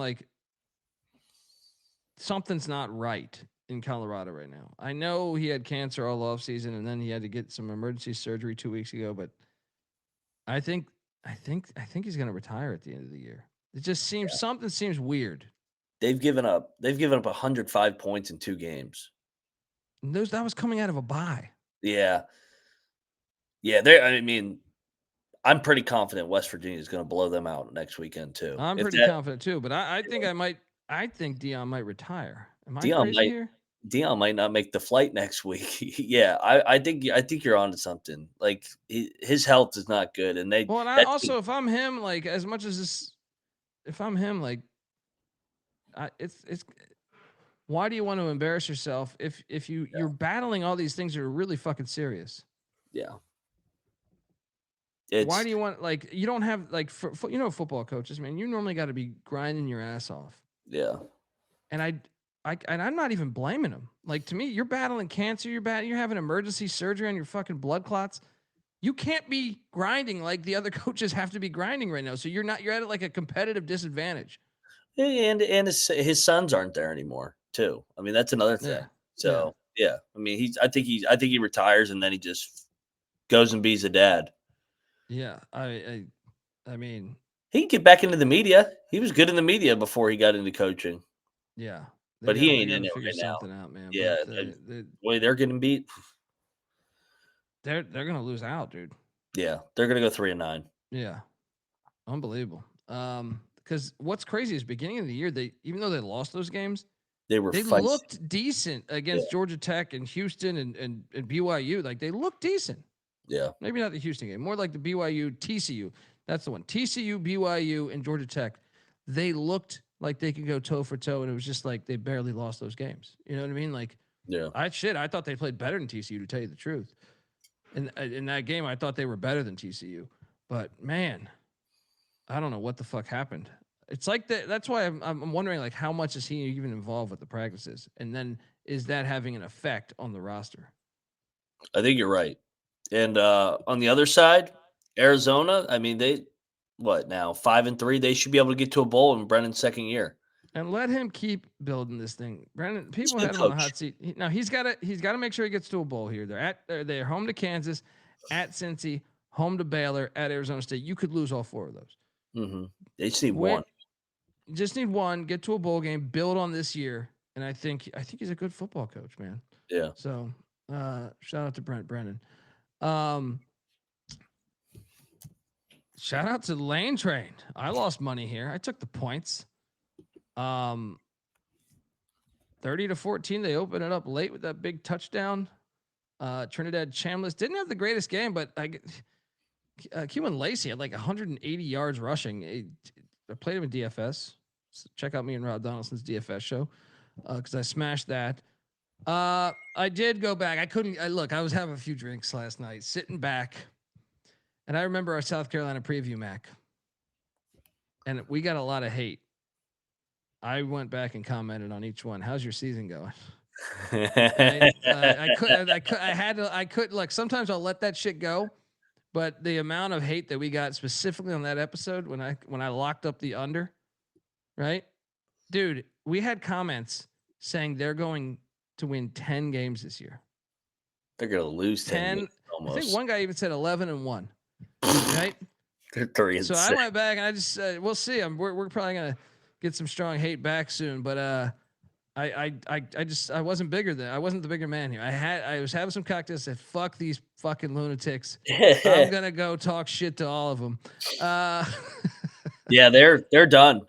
They're not making a bowl. They're not winning at A&M next week. Fuck no. Yeah, 3-6. Check this out. At A&M, home to Coastal, which could be trickier than you think now, right? Then home to Clemson. I mean, you could be looking at 4-8. Best case scenario, 5-7. Yeah. College basketball show is tonight, by the way. Tonight, 9:30. It's going to be around 9 or 10. Turn on your notifications. Yeah. Subscribe. Let me ask you something, Mac. The Citadel plays Ole Miss. No, I'm joking. I'm joking about You're that. looking live. Yeah. After that, Florida comes in there, and the Florida I watched yesterday, they could get him. I think they could get him, and then that would set up an Egg Bowl with Mississippi State to make a bowl game. I want that so bad, where Mississippi State could ruin Ole Miss's season. The Egg Bowl would be the most watched game because that's the fucking greatest rivalry. I love the Egg Bowl. Please give us this. Come on, Lane. I kind of want to look. I wouldn't even be mad at Ole Miss in the playoffs, but I just love the it'd be like getting the brawl, but the brawl does not play the final week of the season anymore, right? Yeah. So this is better than having Ole Miss in the playoffs. Is having a setup where you have all the drama. Mississippi State to make a bowl in Starkville, Ole Miss to make the playoffs. Please give us this. Hey, Please let me give ask us this. And let me ask you this too: if they beat Florida, would it be a blessing in disguise if Ole Miss lost at Mississippi State? They would miss the SEC title. They would get rested, and they would host they would literally be Ohio State from last year. They would host the first round. Well, it actually might be a blessing. No, I think you're right. It would be a blessing, but I don't want that. I want the drama of them losing to Florida. Yeah. Right? They lose to Florida 20-17. And then you're looking at a 9-3 team that still could get in, but you got to win at a 500, or Mississippi State would have to win to become 500, 6-6. Right? And then that's the dilemma is like you lose an Egg Bowl or you win an Egg Bowl, but I want that much drama and attention on the Egg Bowl. That's what I want. And I want Mississippi State to win too, because that just only is going to make the rivalry better. You know what I mean? Take one for the team, Lane. I would normally like to see Ole Miss in the playoffs, but I think I'd rather have this for the future of knowing like Pitt fans bringing up the Rich Rod game, back in 04, whatever the fuck year it was, 07, right? I just think it's better for the state of the rivalry is what I'm rooting for here over the 12-team playoff. Nice win though for Lane. They're not tripping. They're not tripping up on these teams they traditionally They're would. good. They're good, man. It's funny. The year after the year. Last year was the hype year with all that money they spent, but this team's better than last year. Yeah. Next up, we did triple lock Purdue. We also took them first half. Phoenix lucky. Phoenix texts us a bunch of shit. Let me just say something here, Phoenix. Shout out to Michigan. Phoenix awake right now. Michigan don't deserve to be even in the fucking playoffs, man. I watched this entire game. You can't convince me if they go 9-3. They might even go 10-2, Mac. Do you think this team is good? No. I watch this team and I go, I mean, they're painful to watch. They're not a bad football team, but I wouldn't describe them as really good either. They're going to get in, though. So if they beat Ohio State, they're going to beat Ohio State somehow. I think Northwestern could give them a game next week. But isn't that game at Wrigley? It is. Northwestern morons. Idiots.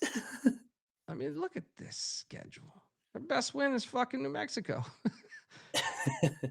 Their best win is fucking New Mexico. Northwestern is so. Look at these wins. Look at these wins. New Mexico, who is currently 6-3.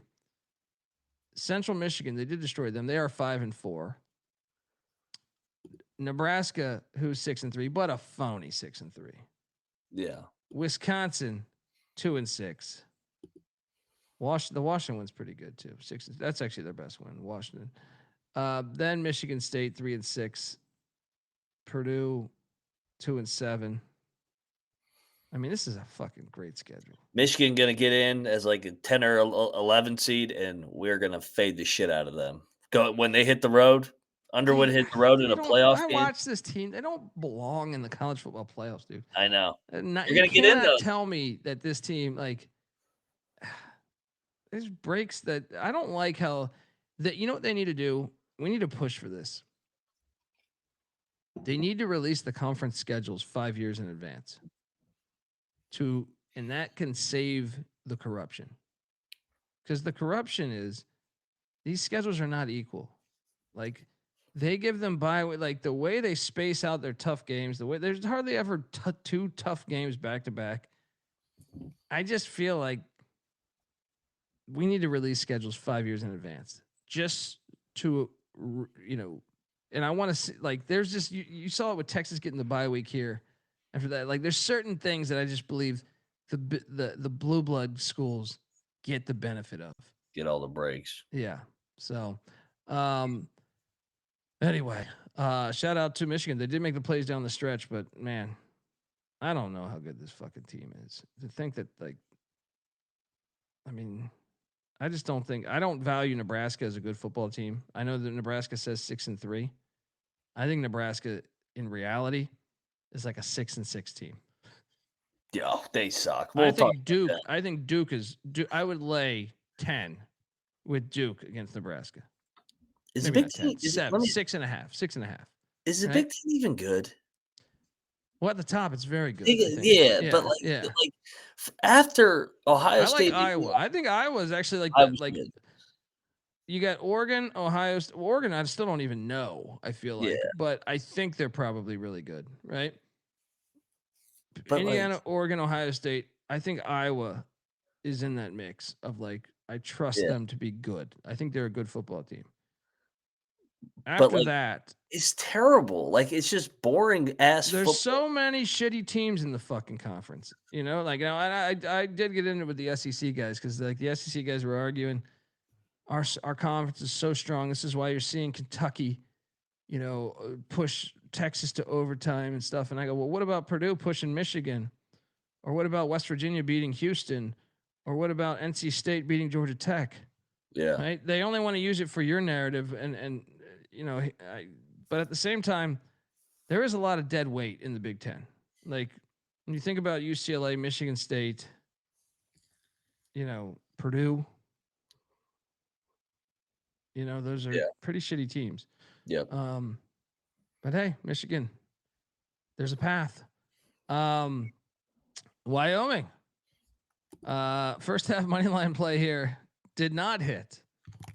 I thought it was potentially. How good is their defense? Dude. San Diego State's defense is unbelievable. That's Jason XDC from Idaho too. Yeah. That they hired. I'm drawing a blank on his name right now. Shout out to the Aztecs. I mean, they are setting records, right? It's unbelievable. Yeah. I mean, SEC remade the schedules. Yeah, that's what I'm saying. They need a 5 year in advance. Because I feel like you can't forecast on a year-to-year basis. You can forecast who your teams are shitty, right? We knew Vanderbilt. I thought Vanderbilt would be a bowl team this year. So you can forecast That's why if you gave it 5 years in advance, you can't. Teams can change in 5 years. You could have a gauntlet then, or you could have because it's just too. I find it too ironic that where the bye weeks are, where teams play back-to-back hard games. I feel like it's very rarely Fishy. Yeah, very rarely the top schools. Yeah, shout out to San Diego State. They look great. This game, I lost money on this game. And I think Tennessee got eliminated on this game. Yeah. Yeah, they're done. Tennessee outgained them by over 100 yards and lost. That's a gritty win by the Sooners, man. Yeah, you threw a pick six where how did they not tackle that guy? That's a huge win by the Sooners. Now, that's going to save Venables' job no matter what, in my opinion, because there is still a shot that he loses out because he's at Bama, home to Mizzou, and home to LSU. I think they'll probably win one of those, though. Maybe even go 2-1. I think they'll go 2-1. Yeah, I think they'll win the home games, and so they'll be in that 9-3 group. They could lose to LSU too. I'm not going to say that's an automatic win. I think the Mizzou game when their backup quarterback looks like an automatic win. But we're going to have so many goddamn 9-3 teams potentially. Yeah, wait until we get this 9. That's why we need this 9-game schedule from the SEC. Yeah. The Vols, they have no meat on the bone, dude. They've beaten nobody. They suck. Even if they go 9-3, I don't think they're going to win at Florida. Do you think they they're don't win at Florida? No, they don't suck. They just they're okay. They're an 7-5, 8-4 team. I mean, they have no good wins. 0. Yeah, they've been underwhelming. It's been a little and bit. They only have one. So look, they have New Mexico State and Florida on deck. Those teams aren't going to have winning records. So their only hope is to beat Vanderbilt, and then they would have one win over a team with a winning record. One. Unbelievable. That's incredible. That's why you got to go to a 9-game schedule. Bummer. I lost money here. Great crowd though. Great aesthetically was amazing. Nealon. This game I lost money on too. What the fuck was this? I did not think this was going to be a defensive struggle. The Pac-12, man. What the fuck was this? We should have known that they were eventually going to fucking have an egg, but I didn't think it'd be this one. I mean, they were up 7-3 the entire fucking game, Mac. I feel like Wazoo was up 7-3, like what, late first quarter, early second, and then that was the score all the way until like, I don't know, 5 minutes left, 6 minutes left. Very end. Shout out to the Beavs. Let's go Beavs, man. Interim coach 2-0. Yeah. You might not need a new coach. Rob Akey? Yeah. And then this one. What the hell was this? Hey, I wore the short for him today. Saudi Arabia, baby. Dude, it was 0-0 after 1, and then Florida State went crazy. 42-7. Okay. Very impressive. Yeah. Very, very impressive. Florida State's at Clemson next week. Who wins? Clemson. Florida State can't do it back to back. They're still 1-12 or 1-11 in their last, or 2-11 now in their last 13 ACC games. But I keep losing my ass with Dabo. I mean, he's lost me so much goddamn money this year. Yeah. Fucking Dabo. This game sucks. Like I can't watch any games on NBC of college football. It's horrible. It is it's the worst format, dude. It's so corporate. It's so over the top. Yeah. It's very hard. It is by far the worst product to me as far as like you know who does a really good job is C-Dub. I think C-Dub actually does a great job with their presentation. Yeah. You don't watch the NFL anymore. It feels like you're watching Sunday Night Football, and it's like, oh my god, like the music and the crew that they got. I'm like, stop trying to turn this into Sunday Night Football. Yeah, yeah. Troy, send me your address, brother. I'll send you that shirt, Saudi Arabia shirt. Send me your address and your shirt size. Yeah. It is. It's like something they want it to be the NFL so much, dude, and it's horrible. It's horrible. USC, of course, I laid 4.5. They did not cover 4.5 because they won by 4. Battle of the I Fronts. actually, dude, I actually thought I came away. I was pretty confident USC was going to win this game, but I think I lost respect for them in the winning. Like, Yeah. they hurt my like I just thought they'd be a lot better. Yeah. And watching this game, I was like, man, they aren't where I thought they were. They still might make the playoffs though. They're going to be in that 9-3 clump. Yeah, I mean, yeah. it's fucking crazy how many 9-3 in I don't think they're Nebraska. any good. Yeah. Oh, but I mean, Nebraska is such a joke. They extended rule. Why? That schedule is the biggest bullshit. So look, they got the win against Cincinnati in the neutral. That was really a home game, 20-17. I don't even know if they were better that game, right? I think you can make the argument because I think they were better, but it was just barely, right? I thought like they were the better team barely. Then they played Akron, Houston Baptist, and then Michigan, which they lost. Then they played Michigan State. They got dominated in that Michigan game. That score is misleading. Michigan State and Maryland. Then they get destroyed by a Minnesota team that is not very good. I mean, Cal beat Minnesota by what a good amount. I felt like. I mean, Nebraska is going to go 9-3, or 9, maybe 8-4 because of the Iowa game. You're going to go with 8 wins against nobody. 8-4, and really are probably Cincinnati will be the only decent win on your whole damn resume. Yep. Why did they extend rule again? I disagree with that one too. Yeah. Yeah. Dumb. I know. Yeah, I know that they're not good. Like I've watched them. Shit, I think every game minus the Houston Christian game I've watched Nebraska football. They're just not a good football team to me. Like they're average to me. They are an average team that will go 8-4 or 9-3. Next, Georgia Tech, NC State. Oh, it's not often I like to brag about taking the pussy pack, but this was easy. This was an easy fucking play, Mac. Tell you what, man. You can They shit on it. didn't have Hollywood Smothers or Justin Jolly. How about that crowd? They stormed the field like they should. I told you that place is a tough place to go into. Look, 2 of the better players on NC State's team didn't even play. Yeah. Look, I want Georgia Tech to win the national championship. All right. But at the same time, like, this was easy. This was a fucking easy play. Haynes King threw for over 400 yards, too, which is unbelievable. I didn't think he was capable of doing that. Even with all that, they get beat down. Pussy Pack are going to go to a bowl, buddy. That's what they do under Dorn. 6-6. Yep. I had this game handicapped, right? And they beat UVA. Yeah. They beat UVA and they beat the Georgia Tech. Yeah, because at home they have a legit. It's a hard place to win. Yep. So, TJ Bailey balled out. Yeah, I agree, Pat. Then we had. See you, Hugh. Good fucking God. What a joke of that was. Kentucky 10, Auburn 3. We said Kentucky. Auburn, let's be honest. Auburn deserves all this after the Harsin shit. They deserve all of this. Yeah. They deserve it. You know what I mean? Like, it's been a tough year on the calls. But they did deserve some of this with the way they did Harsin dirty. Can Kentucky get to a bowl? What's their remaining schedule? Florida at home.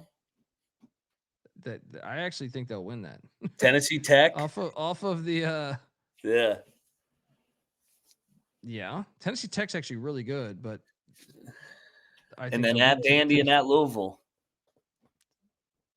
They have to win out. No, they just need 3 out of 4. It's possible, certainly possible. Yeah. And then they extend Stoops for another 10 years. Let's go. I expect Auburn to be open today, by the way. Yeah, you can't. If it's not open today, I'd be very surprised. But maybe you want to wait until you get the 1-game bump. Do it after Mercer. Yeah. Oh yeah. Oh yeah. I love that. I love these athletic departments. All right, we need the 1-game bump. We're gonna fire you right before the big game. I think I might do it. If I were them. Shout out to the Kentucky Wildcats. Then this was great for us.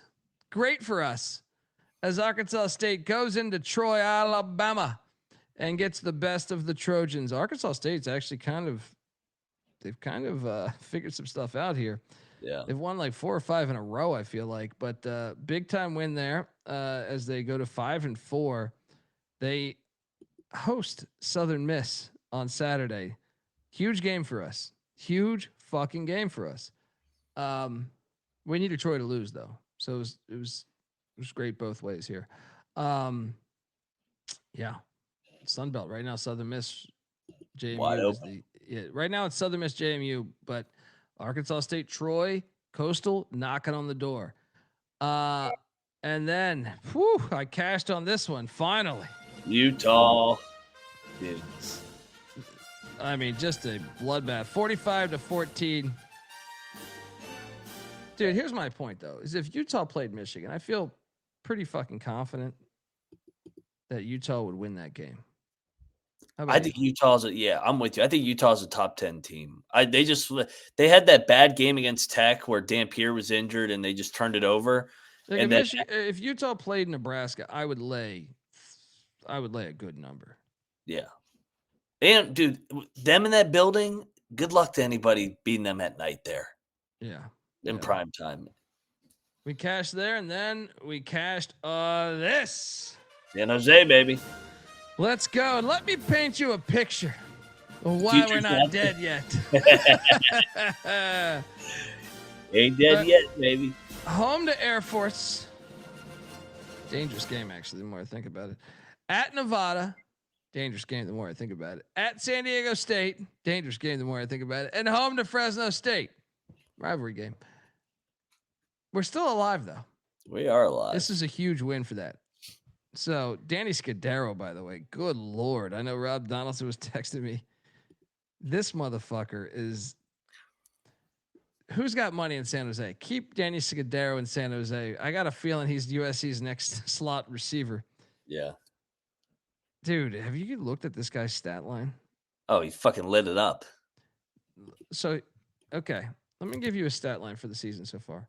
9 for 189 and a touchdown in the opener.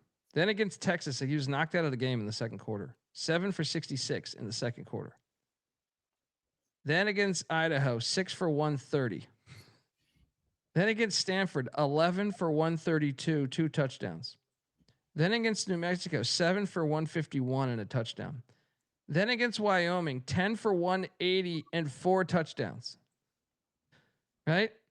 And then against Utah State, he actually struggled a little bit. 6 for 25. He was questionable in that game. Maybe that had something to do with it. Then last week, or yesterday, 7 for 215, 2 touchdowns. The guy is fucking insane. I hate it. Please stay at San Jose State. Please stay at San Jose State. All right, game balls. Let's get the fuck out of here. The FCS one. We'll talk it on the FCS show, but it was bananas. Where are you going? First game ball. Rich Rod. Go in there. Houston was coming in hot. Set him up on a tee. Oh yeah, Scotty Fox, baby. Let's go. You want a Scotty Fox tonight? Scotty Fox. Right off the tongue. I'm going to Fresno State, man. Yeah. You go to the Smurf turf and you hold that. I don't give a shit. The quarterback got injured. Boys, when's the last time Boise State scored less than 10 on the Smurf turf? Someone show me that. It had to be 30 years.